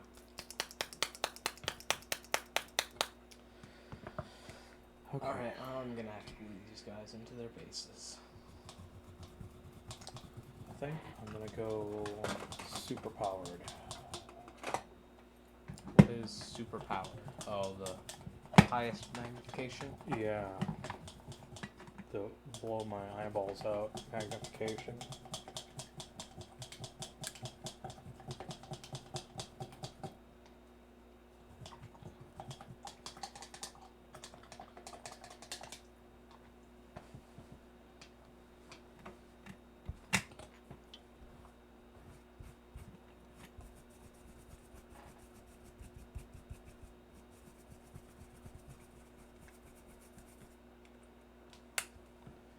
There we go.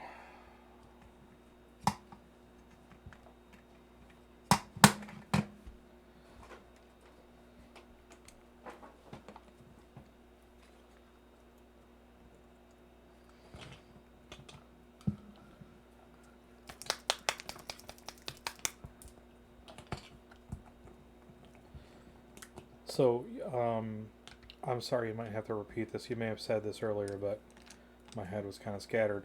How many points are you playing tomorrow, or is it power level? We're just playing a point-based game, and we're doing about 1100-ish. It's a weird, like, oddly specific number, but that allows him to have a good range of different stuff to experiment with in that force. Okay. Like different types of units, like melee and ranged and heavy support and different types of HQ and different types of buffs and all that. So, yeah. Ow, fuck. Not out there, fucker. You okay there? Yeah, I just glued myself a bit.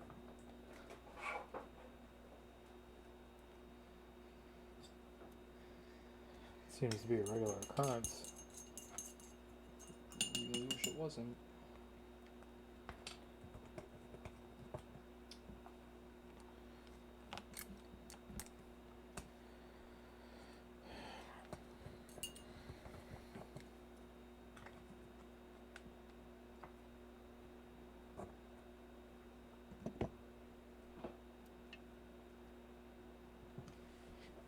Oh, and good news though, I think I finally decided on a basing scheme for these Black Templars. Finally figured out how I want to paint up their bases. That's cool. So many months of trying to figure that out have now been solved. Snow. Oh, shit.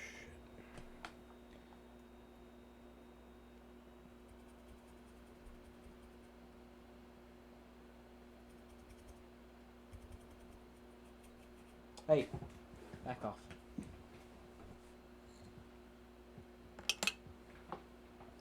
Thank you. I was just gonna leave it, but No, because Zuzu was trying to eat it. yeah, I gathered as much. I was actually gonna get that magnet and pick that up because it's got the metal ferrule.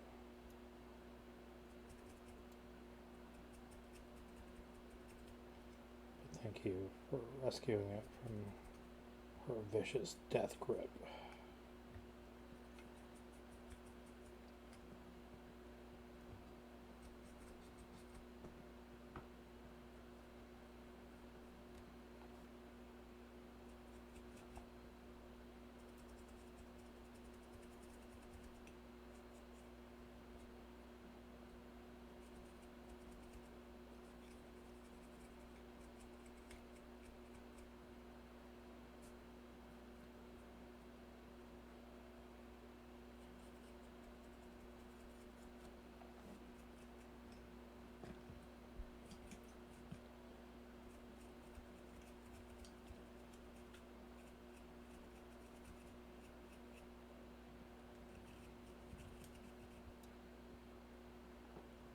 So the funny thing, we were talking about this Black Templar's army earlier. The funny thing is, you were saying that's whatever, a hell of a lot of money. I was able, for I think 99% of the army, I was able to stick to my goal of using units that I already had and just repainting them. So I think there were only like 2 things that I got extra, and it came out to like a total like $20 for those 2. And everything else in the army was stuff that I already had and just repainted because I wasn't using it for my Ultramarines. Wow, that is pretty good. So, yeah. Way to repurpose.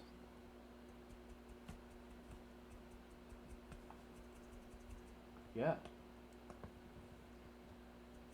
So, like, the only things that I got extra were a captain. It's that captain with the really cool skull shield.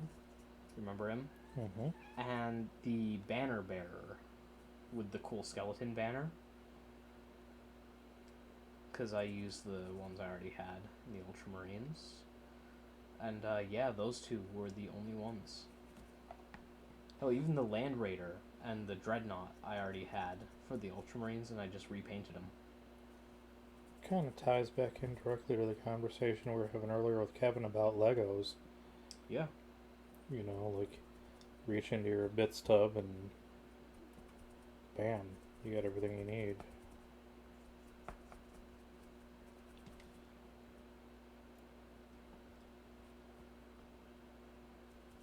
Yeah.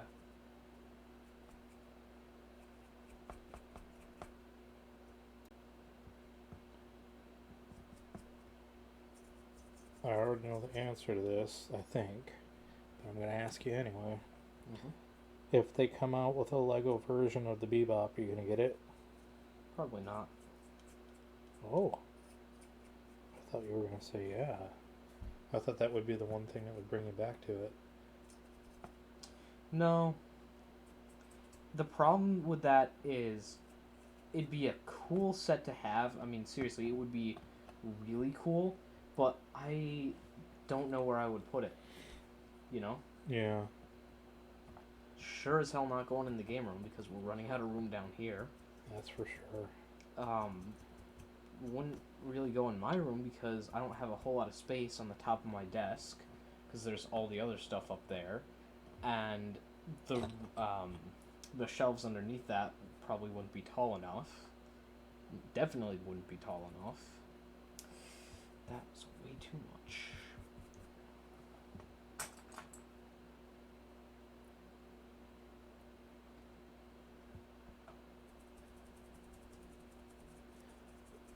So, probably not. I guess another factor to that is it would have to depend on how expensive the kit was, and yeah. That makes sense. Because, like, if it was, and I doubt it would be this, But if it was somehow like $10 on launch, then I'd be like, hell yeah, I'm getting it. But if it's more likely where it would be around like $100-$150, I'd be like, I don't know.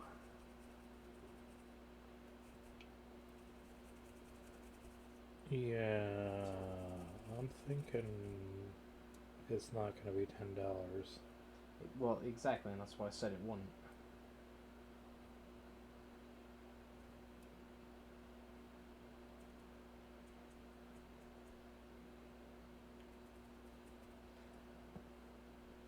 So do you bring this up as a hypothetical, or do you bring this up because they are making one? No, hypothetical. I mean, you know, Or so you say. it could be. It could be that they make one. I haven't seen anything about it, but you never know. Now here's the question: if they make one, would you get it? No. Because I think my Lego, as much as I love Lego as a product and a concept and a really great collectible pastime, my days of building that stuff are done. Like, if they had a vinyl model of some sort, or like a plastic build kit, you know, like a Revell or whatever model company does that stuff these days, maybe. I don't even know that I'd 3D print one, because like, kind of burned out on like wrestling with the 3D printer and all that stuff. I could probably be motivated to do it. Face itches. We could probably be motivated to do it if it were really cool, but I guess it just really depends. See, and this is why you have to teach. I mean, like really teach me how to use the 3D printer. I tried. Lord knows I tried a couple times. Apparently, not very well. Well, I wouldn't say not very well. I would say that you didn't have the just attention. joking with Yeah, you. I know. But it is something that you gotta really have to take some time and Yeah. devote some attention to.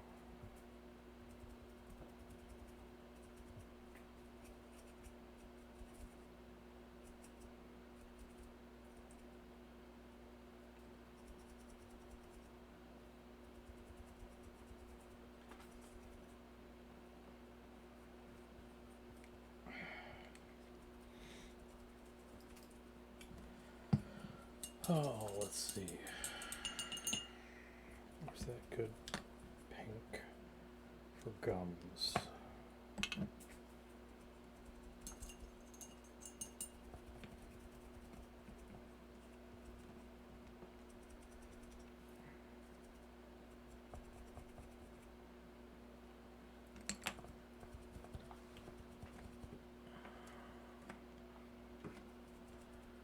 Warlock purple.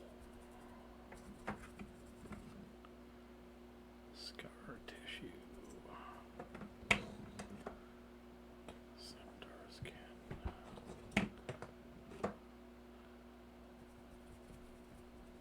Pixie pink.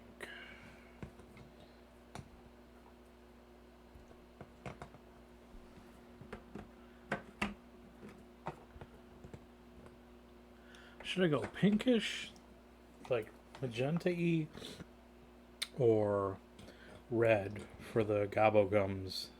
I'd say like probably a pink, because you can darken it down Yeah. with a wash. Yeah, check this out. This is how I was painting stuff before, which isn't necessarily bad. It's just kind of flat, you know. No highlights, no shading. Mm-hmm. Well, unless it was like a special character. And this is kind of how I'm doing them now.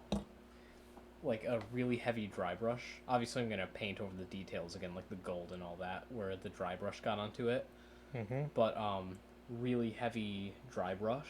Yeah, are you doing washes on them too, or? No washes. Well, some washes, but not all over the... I'm torn. I'm really torn. I like them both. I think Yeah, I can see where you got to redo the gold on those. yeah. I think they are good because they stand out more on the tabletop, like kind of like that. You know, they're a bit brighter. It draws more attention to them. You know. Okay.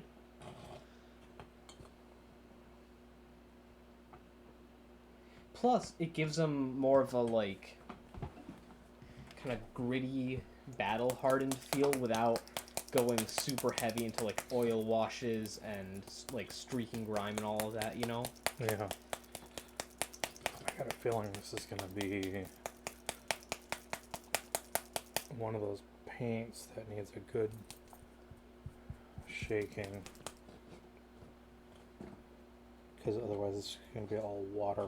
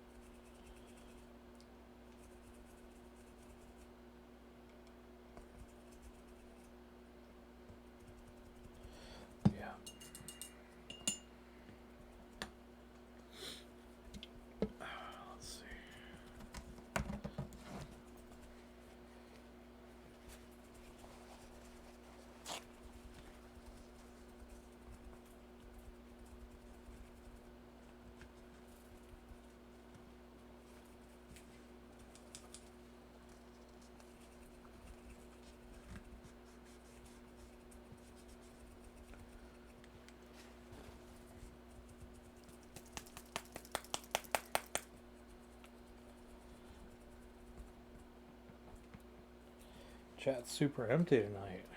Yeah.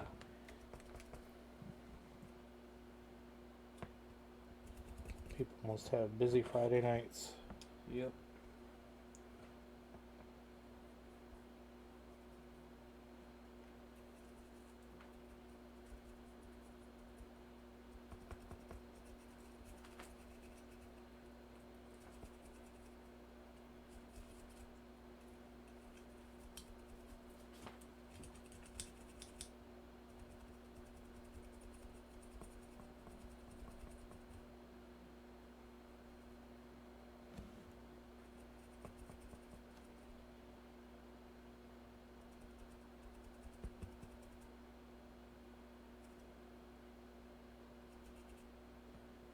And if you're watching the replay on a VOD, on Twitch or on YouTube, welcome. Glad to have you here.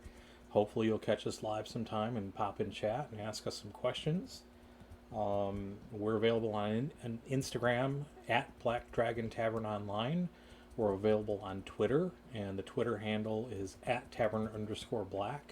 If you go to our About page here on Twitch, you can get the link to our Discord server, and you can get the link to the YouTube channel.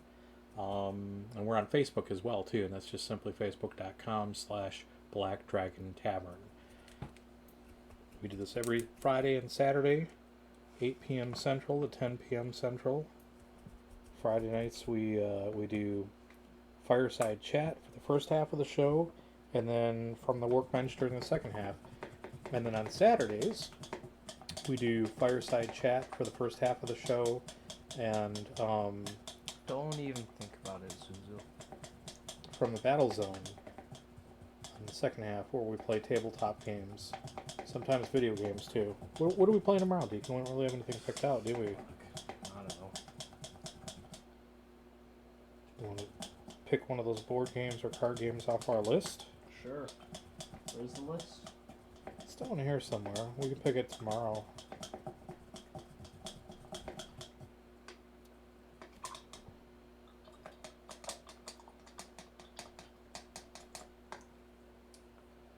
You know what I've recently run out of that has been causing huge issues for me? What's that? Stone Golem. So in other words, like I should hoard my stash before you use it up? Oh no, I haven't been using your Stone Golem. I'm just teasing you. I've been using a different one of yours.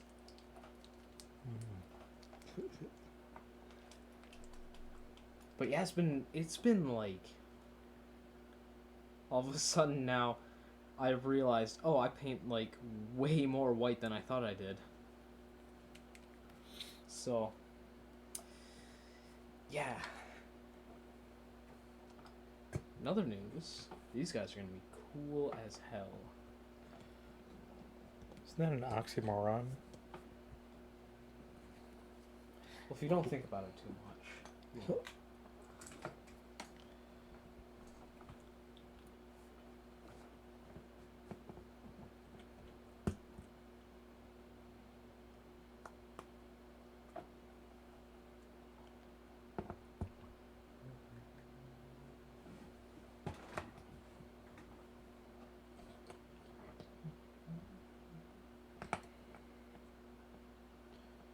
I've got a song stuck in my head. Big surprise. Me too.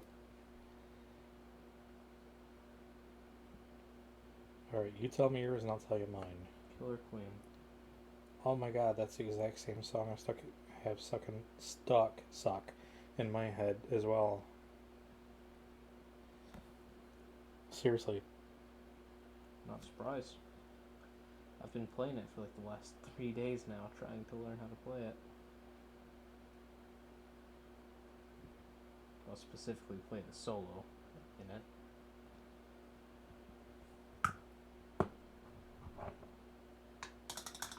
Which I'm not doing too bad at. You pick that stuff up pretty quickly. You have a good ear for that stuff. And a good sense of Google Foo and being able to look up tabs very fast. Well, I mean, there's that, but there's also like the ability to learn it and actually start to become proficient at it pretty quickly. Some people can, some people can't,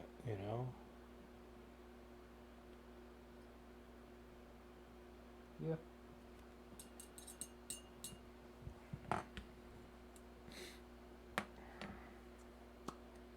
Anybody can look it up, right? Anybody can look up the tabs, but like, God, I should like put my hair up in a tie.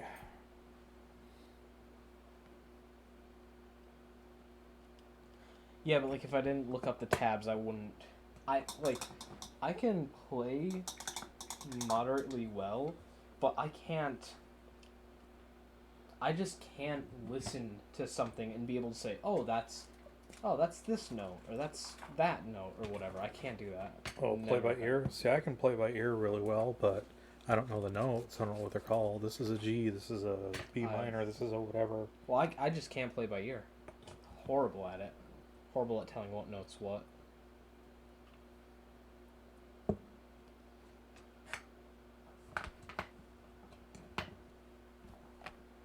Why did I...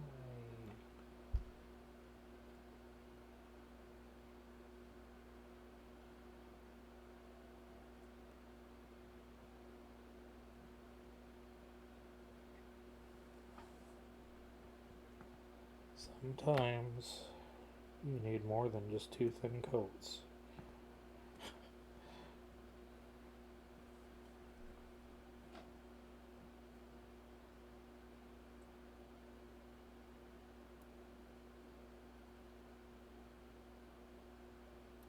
Oh, that's what I did this for.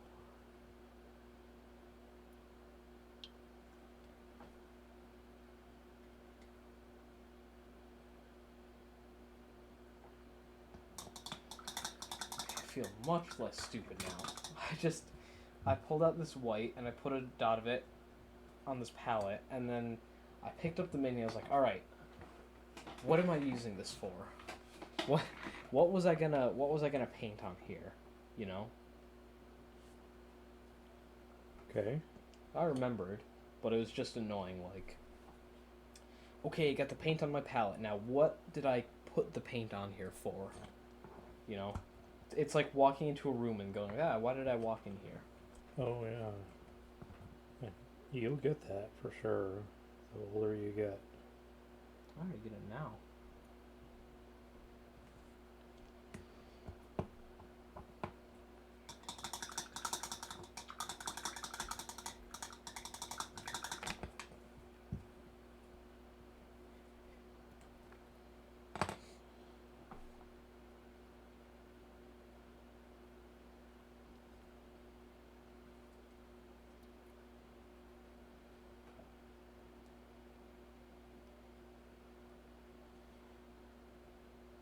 There was a comedian who had a really good bit about that. I won't say his name because he's wrapped up in some pretty nasty shit. But the comedy skit is still funny as hell. And he talks about... Are you walking off? Or no, I was trying to figure out what my chair was stuck on. He talks about how that memory works. Like, the older you get, like, get up out of your chair, you walk into the fridge. So he believes that your memory... He says your memory is stored in your... Your memory is stored in your behind. Because the minute you get up out of your chair and you walk into the fridge, you forget everything you went in there for. Or you go into the kitchen, you know, okay, what did I come into the kitchen for? And then as soon as you go back and you sit down right in that chair and your butt hits the seat, it's like, oh, that's what I went to get. So when you sit down, that little pressure triggers your memory, so your memory's stored in your butt. I'm like, okay, I can see that.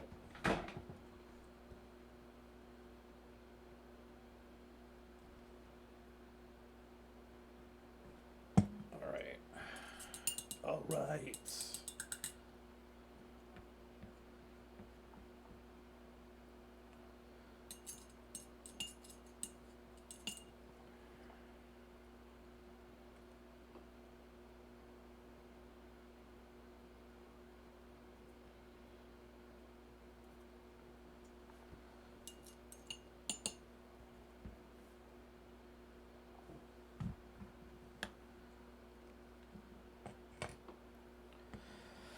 Let's see.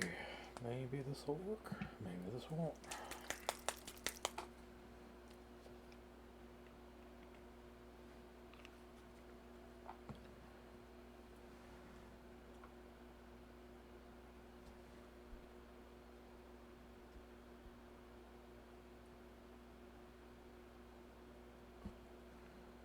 That definitely did not work.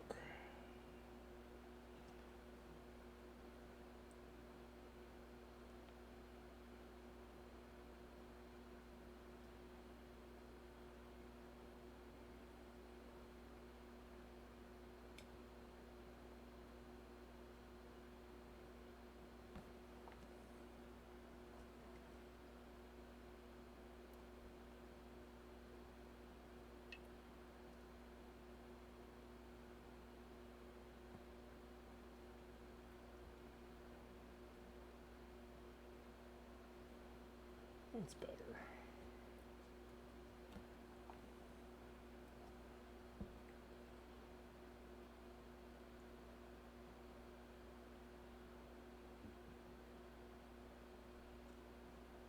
So I was thinking about what we were talking about earlier with Kevin, and you wanted to go back to Gen Con after all this is over. Yeah.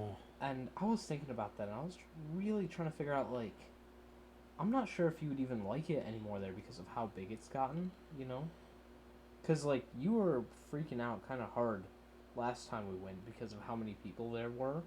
And now with, like, what, double the amount of people there were last time? Back in 2014? Yeah.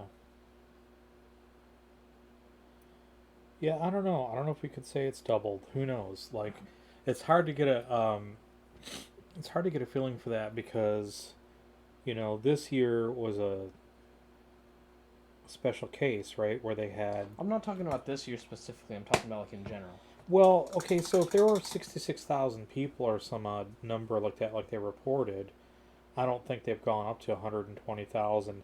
Maybe like turnstile clicks, like people going in and out. But, like, you only have, you know, they can only sell so many tickets, right? So they've got to base their attendance on those actual 4-day badge sales. And then I guess you'd have to add, like... Yeah. So people who got 2-day badges or whatever as well. As of 2019, their full, like, 4-day pass was at 70,000 people. Good And God. then, you ready for this? turnstile or Yeah, turnstile that's what they call it, attendance turnstile attendance. for 1 to 2 day passes was at 208,000. Oh my god.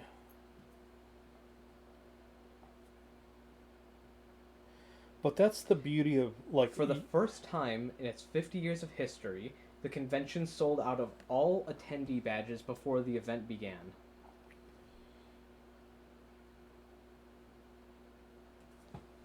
That I'm not surprised about. Oh, I'm not either. It's just like, a whole... In total, like 200,000 people is a lot of fucking people. That is.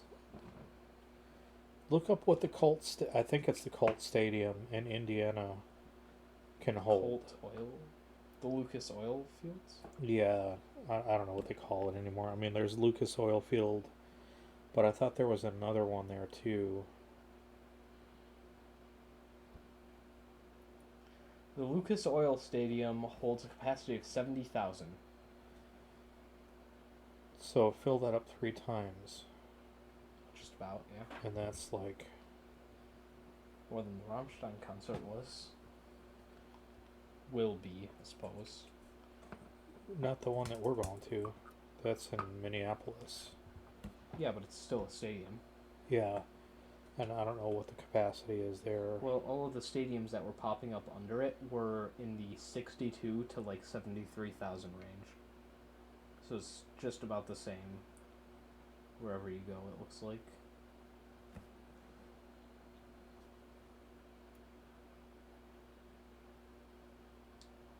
Like, it's just within a few thousand. Which is still a really big number, but Sure. at that point it's a lot smaller than just, on its own.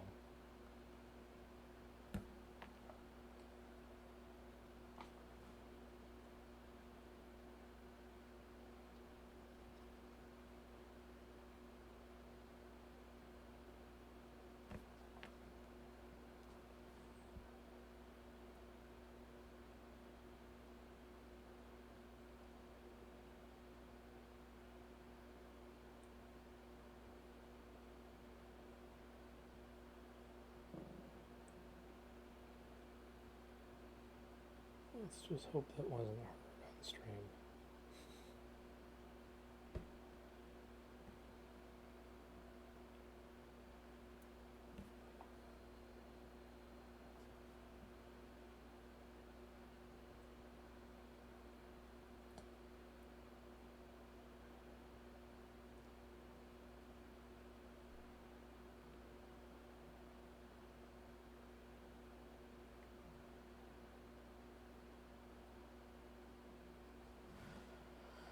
Let's see.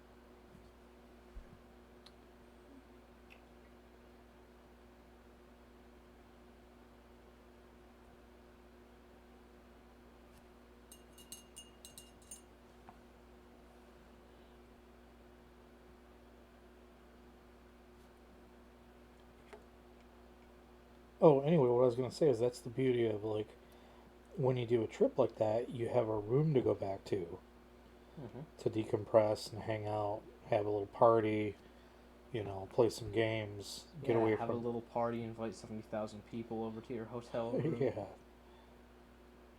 Sure.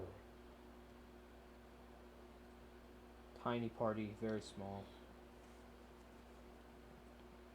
Well, that's not at that scale, but that's actually happened, like, where people have done the, hey, we're having a party over at this room, and then all of a sudden word gets out and it gets crashed.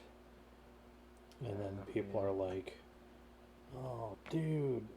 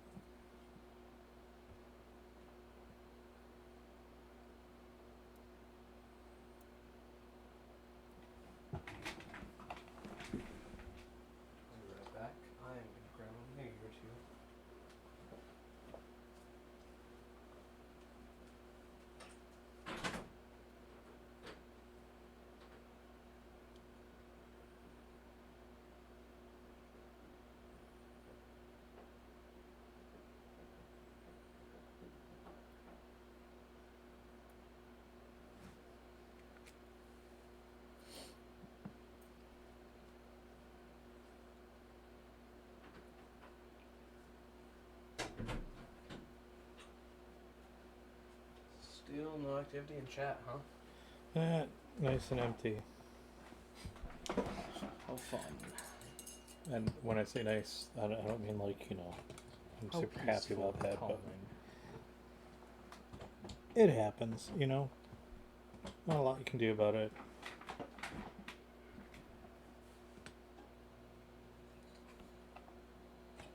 Yep.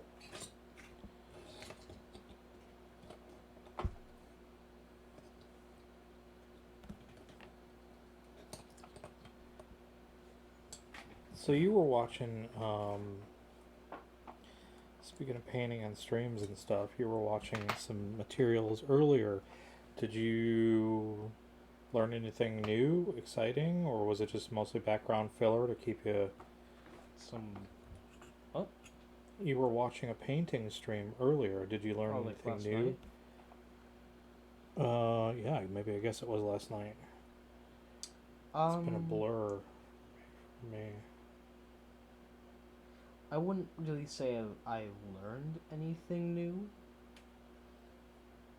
Like, I got some tips and tricks on how to make snow texture look good on bases for minis.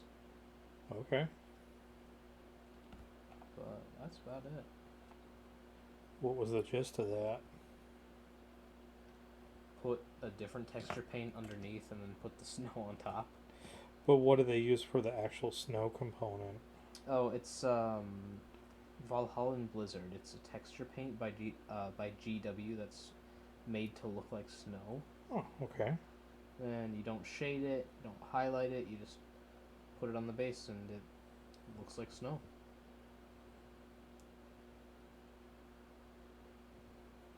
That's kind of cool. Do you have any of that, or are you gonna Nope. pick some of that up? Yeah, I'll have to buy some of that. Although I'm gonna get it after I get this new Black Templar stuff. I'm trying to save for that. I was gonna say, you're gonna be right at the game store tomorrow. You might as well just pick up the bottle. I would, but you know.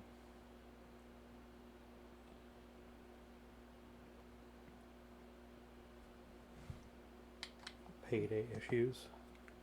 No, not payday issues. I'm just trying to save up for these new kits. Okay, that's admirable.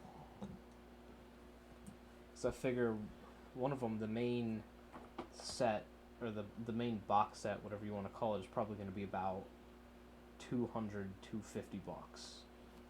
Because it's got, like, I think 13 minis in it. A squad of 10, 2 characters, and a dreadnought. And on top of that, it's got, like, data cards, a full codex, some artwork or something like that. I can't remember what else. But there's a lot in there, besides just the minis. So it's chock full of goodness. Yeah. Basically. Yep. And then there's 2 special new sculpt named characters that are coming out God, I cannot talk tonight. That are coming out alongside it. Okay. So I'm hoping that I have enough. Because I'm expecting that those are going to go pretty fast. There.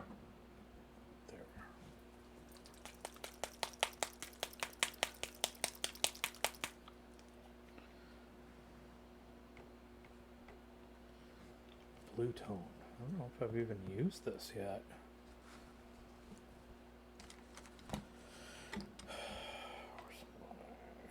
Detail. It's pretty good. It's a lot like this Drakenhof Nightshade that I have.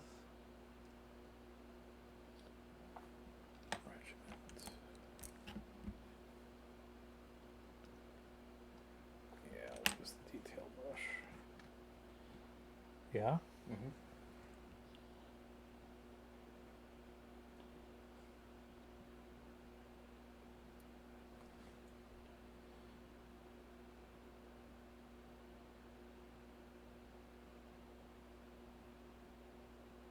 I'm like one of those people who tastes your wine for you to make sure it's like up to standard. The sommelier.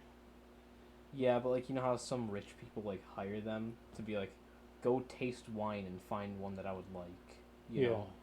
I'm kind of like that. I test out all your paints before you do, just to make sure they're up to the quality standard. Oh, I see where this is going. Really, it's quite, I'd say, admiral in a way. Admirable? Admirable. Yes. No, I'm the admiral of, of testing paints. You're the admiral of the SS bullshit. Yeah. I'd say it's quite admirable that I'm doing all of this for you and not even asking to be paid in return, really, when you think about it. Because I could, I could totally be like, hey, I'm doing you a favor by testing out these paints for you and making sure that they are good quality, but I'm not.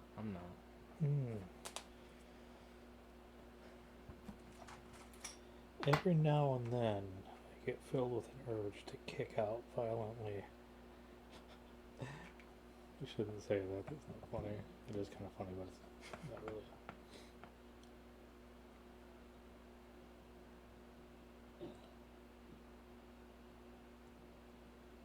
This guy's kind of funny. All right.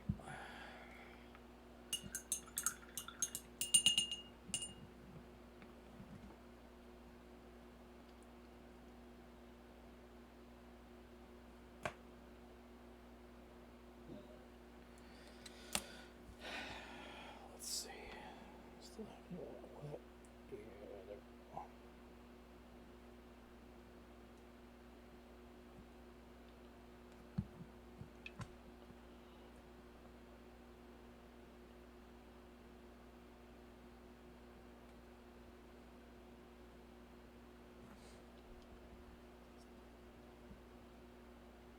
Oh no. What's up? Yeah, it's just my Psycho paintbrush has one rogue ass hair. It's starting to act up. Mine did that too. Know how I fixed it? Oh. Clipped that one hair off. Made an even finer brush. Called it like the Psycho 2.0. The real Psycho. Yeah. Next time it happens and I do that, it's gonna have to be like the really real Psycho. The really real Psycho, yeah. Well, he's gonna need some cleanup there.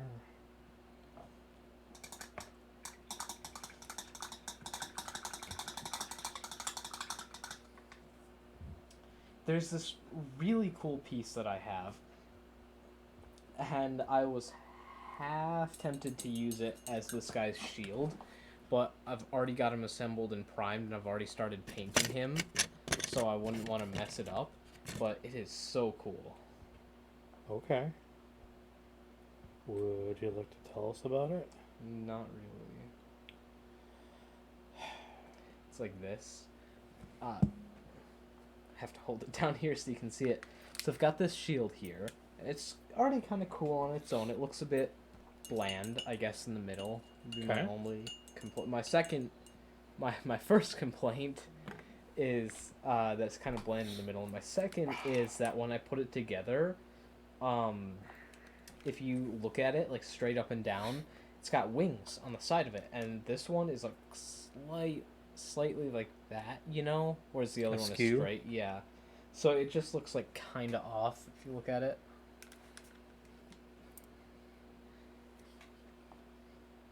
You see, it's not bad. It's just I mean, you have to really be looking at it because like otherwise on the tabletop it's not gonna. But if I had the go ahead. No, I was just gonna say, and if somebody really like looks at it and complains, like, swift kick to the ass will fix that. Yeah. So I've got this other piece, and if I had the room for it, I really want to put it on there. I gotta grab my tweezers so I can hold this. Just let me see the piece. If I can hold my tweezers, or if I can hold my tweezers, I can always hold them. If I can find my tweezers. with my bench becoming increasingly messy. But how would you? I mean, like you'd have to take everything else off of there. Yeah, I know. That's what I was saying. Like, he's already assembled Yeah. and primed. I've already started painting him, Yeah. but like, and that's not curved either, really.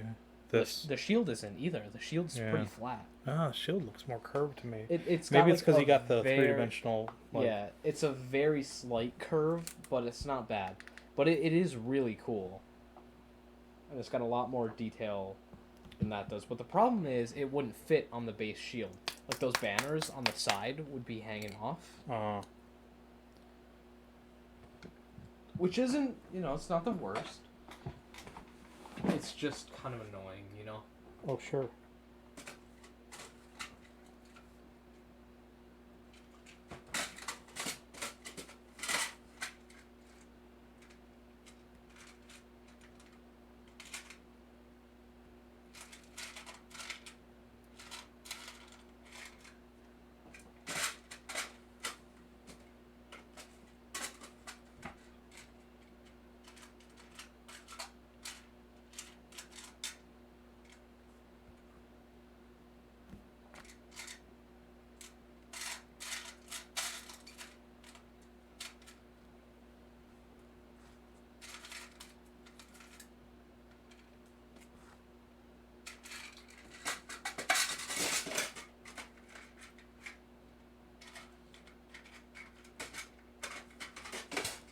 Boy, it's super helpful when a sculpt is so detailed that it even has the fingernails sculpted.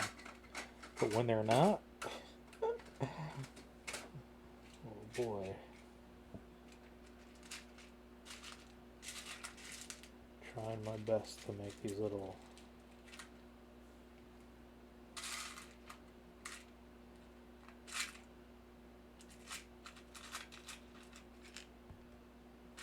gobbo nubs. You know what I thought you said at first? What? Gobbo nugs. Gobbo nugs. Yeah, actually, it's funny. KFG, Kentucky Fried Gobbos. It's funny you say that because I was looking at a terrain piece down here the other day, and I was thinking, I should really convert that to like a little goblin food stand or something. That'd be a good name for it, Gobbo Nugs.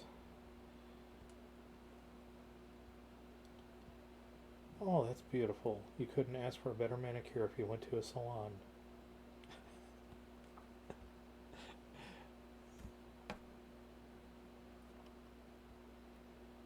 Oh, if only I didn't break this piece. That would be perfect.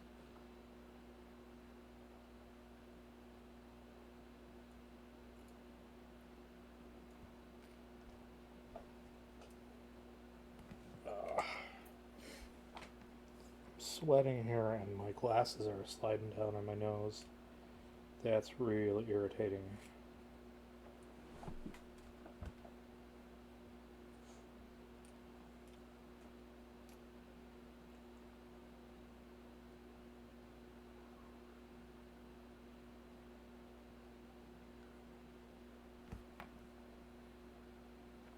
Yeah, I think I'm gonna do that. Maybe this can go.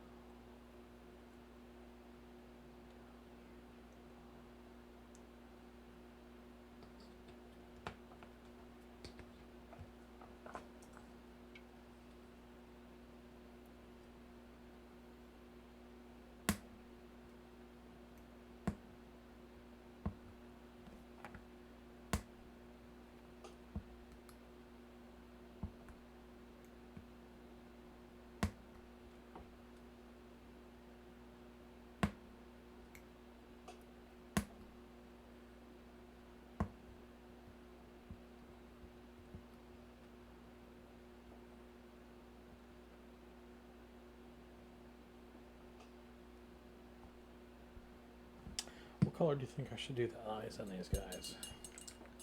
Red. Ooh, Goblins. classic style, huh? Yeah, I was gonna say, because goblins normally have red eyes, don't they? Figure if you're painting classic goblins in a kind of classic style, Okay, like the way you're thinking. I'll go all out. Oh, that. perfect. What's that, my son? Give me a second and I'll show you. I am kit bashing a... Oh, well, I fucked it up. Oh, unless I didn't. I'm kit bashing a bit.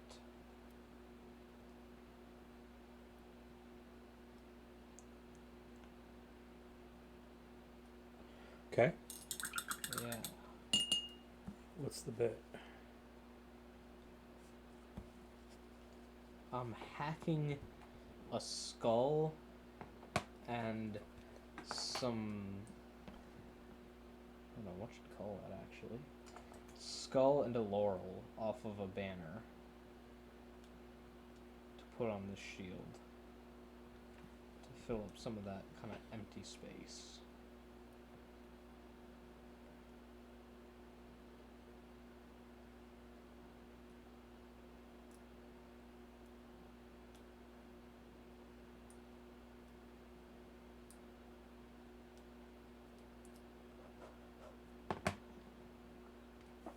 So basically I took a banner and with some very careful cutting, because it's this banner and there's a smaller banner to write on the banner, you know? Okay. And on that, the tendrils of the parchment wrap up around the skull. So it's basically like... Ow.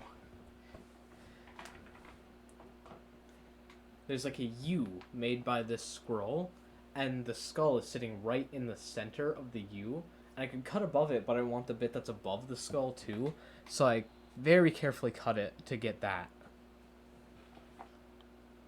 Oh, wow. Nice and job. leaving this behind, because it went kind of like this. Yeah.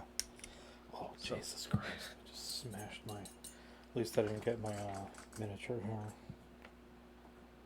Now the tricky part is finding this file.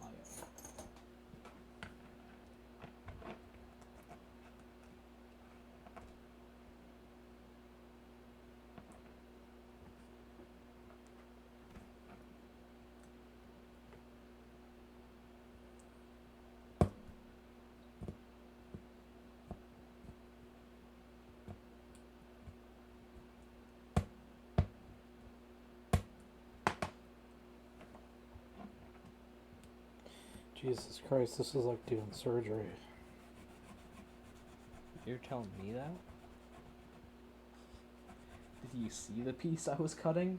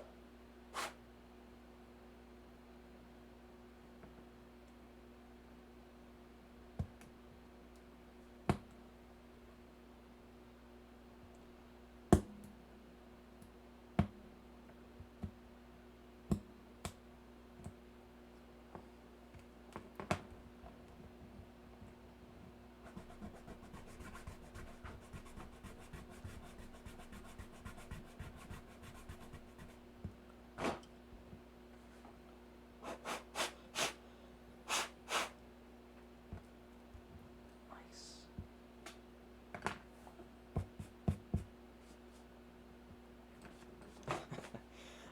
I was gonna clean up some of this plastic dust on my side of the bench here, Mm-hmm. and I realized that the way I was about to clean it up would probably get us like banned on Twitch.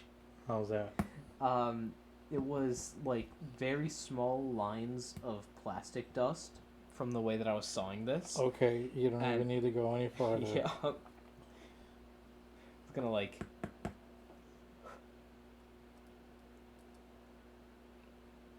On the next episode of Narcos. Yeah.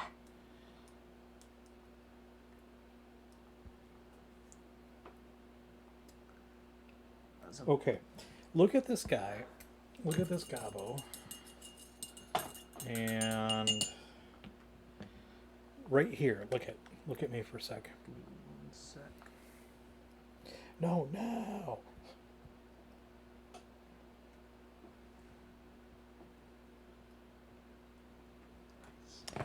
So right here in the center, is that a tooth or is that a tongue? Should I do that like pink? Oh, that's a tooth. You sure? Positive. Because it's So- the same height and it's in line with all the other teeth. It's a weird place for a tooth. Is it? I mean, like Because but usually you have two, right? yeah. Yeah, I've got a tooth. Yeah, but you don't have one right in the middle. I mean, let me show you an image to disprove that. Alright? I don't think you're ready for this. This is going to be gross, isn't it? Is this going to be gross? I don't want to see it if it's gross.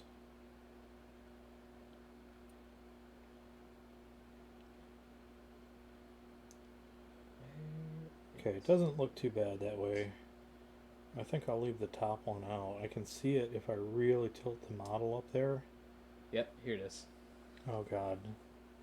Should I look, Twitch? I really don't want to look. It's really gross. You might not want to look. See?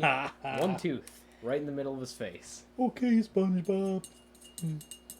Patrick Star. Yeah, but that's on the top. Okay, that's not like in the middle of the bottom. It doesn't matter. Okay. Alright, everyone's a critic. Is that cartoon still going? Do you know?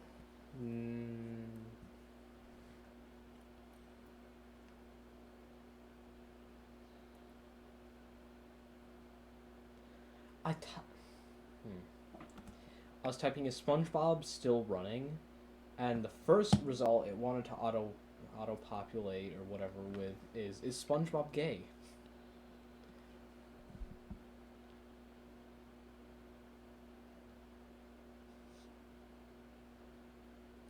Well, as of August 11th, they were still running it.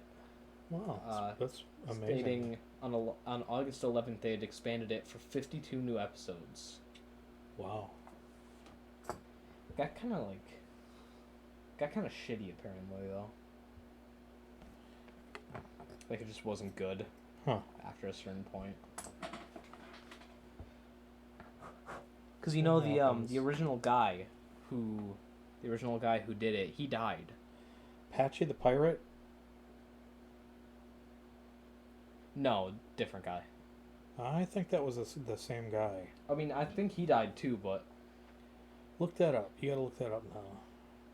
Well, the guy, if I remember correctly, the guy who made SpongeBob was like a blonde marine biologist. Pass. I honestly don't know.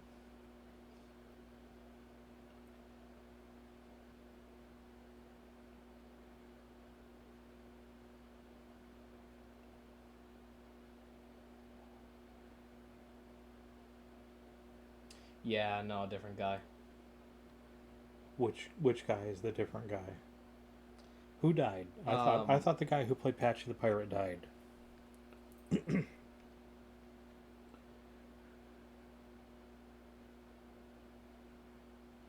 No, he's still kicking. Well, who died then? The creator. The creator. Yep, Stephen Hillenburg. How old was he? Like... Fuck, dude, I'm bad at math. 1961 to 2018. So he was 60. Yeah. Roughly, thereabouts. Depending on when he died. So, 7 years older than me. Yeah, not Patchy the Pirate. No, this is him. Different guy. Huh. He looks young there. Well, yeah, that's the picture from, like, when the show was created. I don't even know when the... He played Potty the Parrot. Okay. But not Patchy the Pirate, no. And if I remember correctly, it's kind of fucked up because he, like, specifically... What about Poopy the Panther? He kind of, like, specifically said, hey, if I die, stop making the show. And then Nickelodeon was like, sure thing, we got you. Not gonna make it. Got it. And then he died, and they were like, new season. How about it, you know? Yeah, so this just came up with the MCU. Marvel, yeah. You know.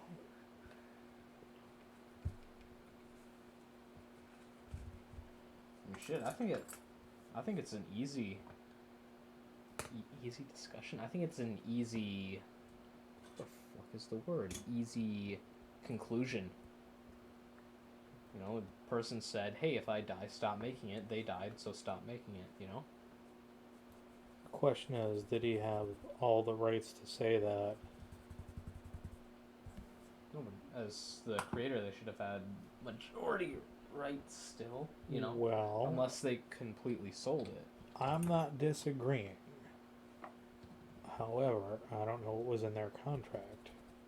I don't either. And I'm not saying that, like, in death he was still holding, like, the majority of the rights. I'm saying, like, whoever was holding the majority of the rights, whether it was him or somebody else, it should have been a moral thing of, like, okay, well, you know. That's a very noble cause, my son, but, like... No, I mean, in Hollywood and contracts and lawyers... I'm not holding Hollywood or Disney to keeping... high moral standards? Yeah, no. I wouldn't put that on them at all. But I'm saying it should be a moral-based thing, you know? Well, not again, saying it is, I'm saying it should be.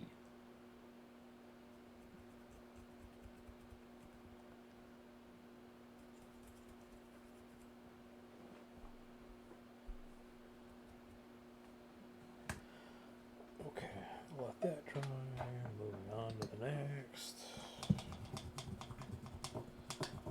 How is it?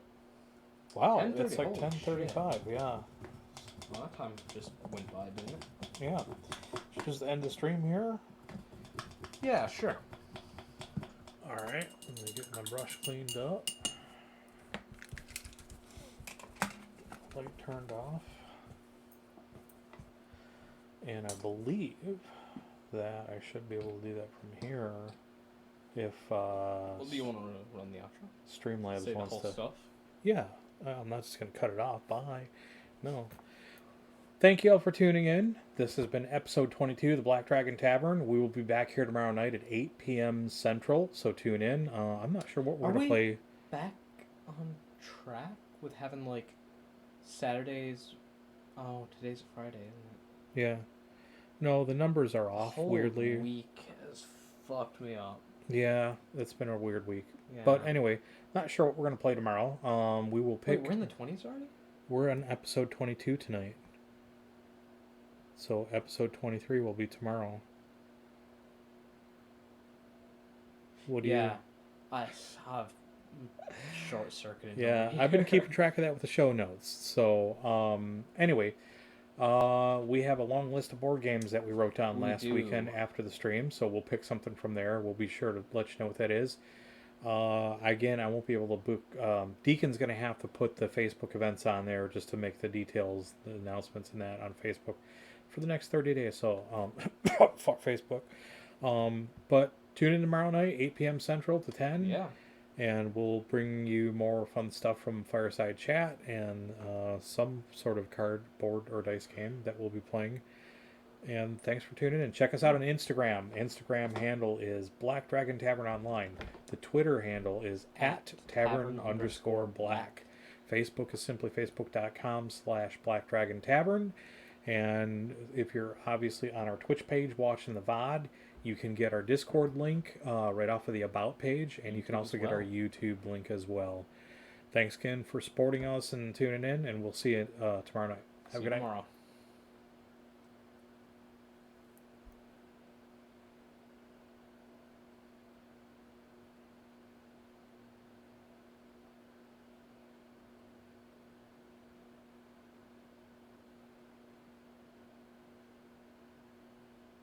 It didn't cut off. I'm gonna shut the stream down because your button doesn't work.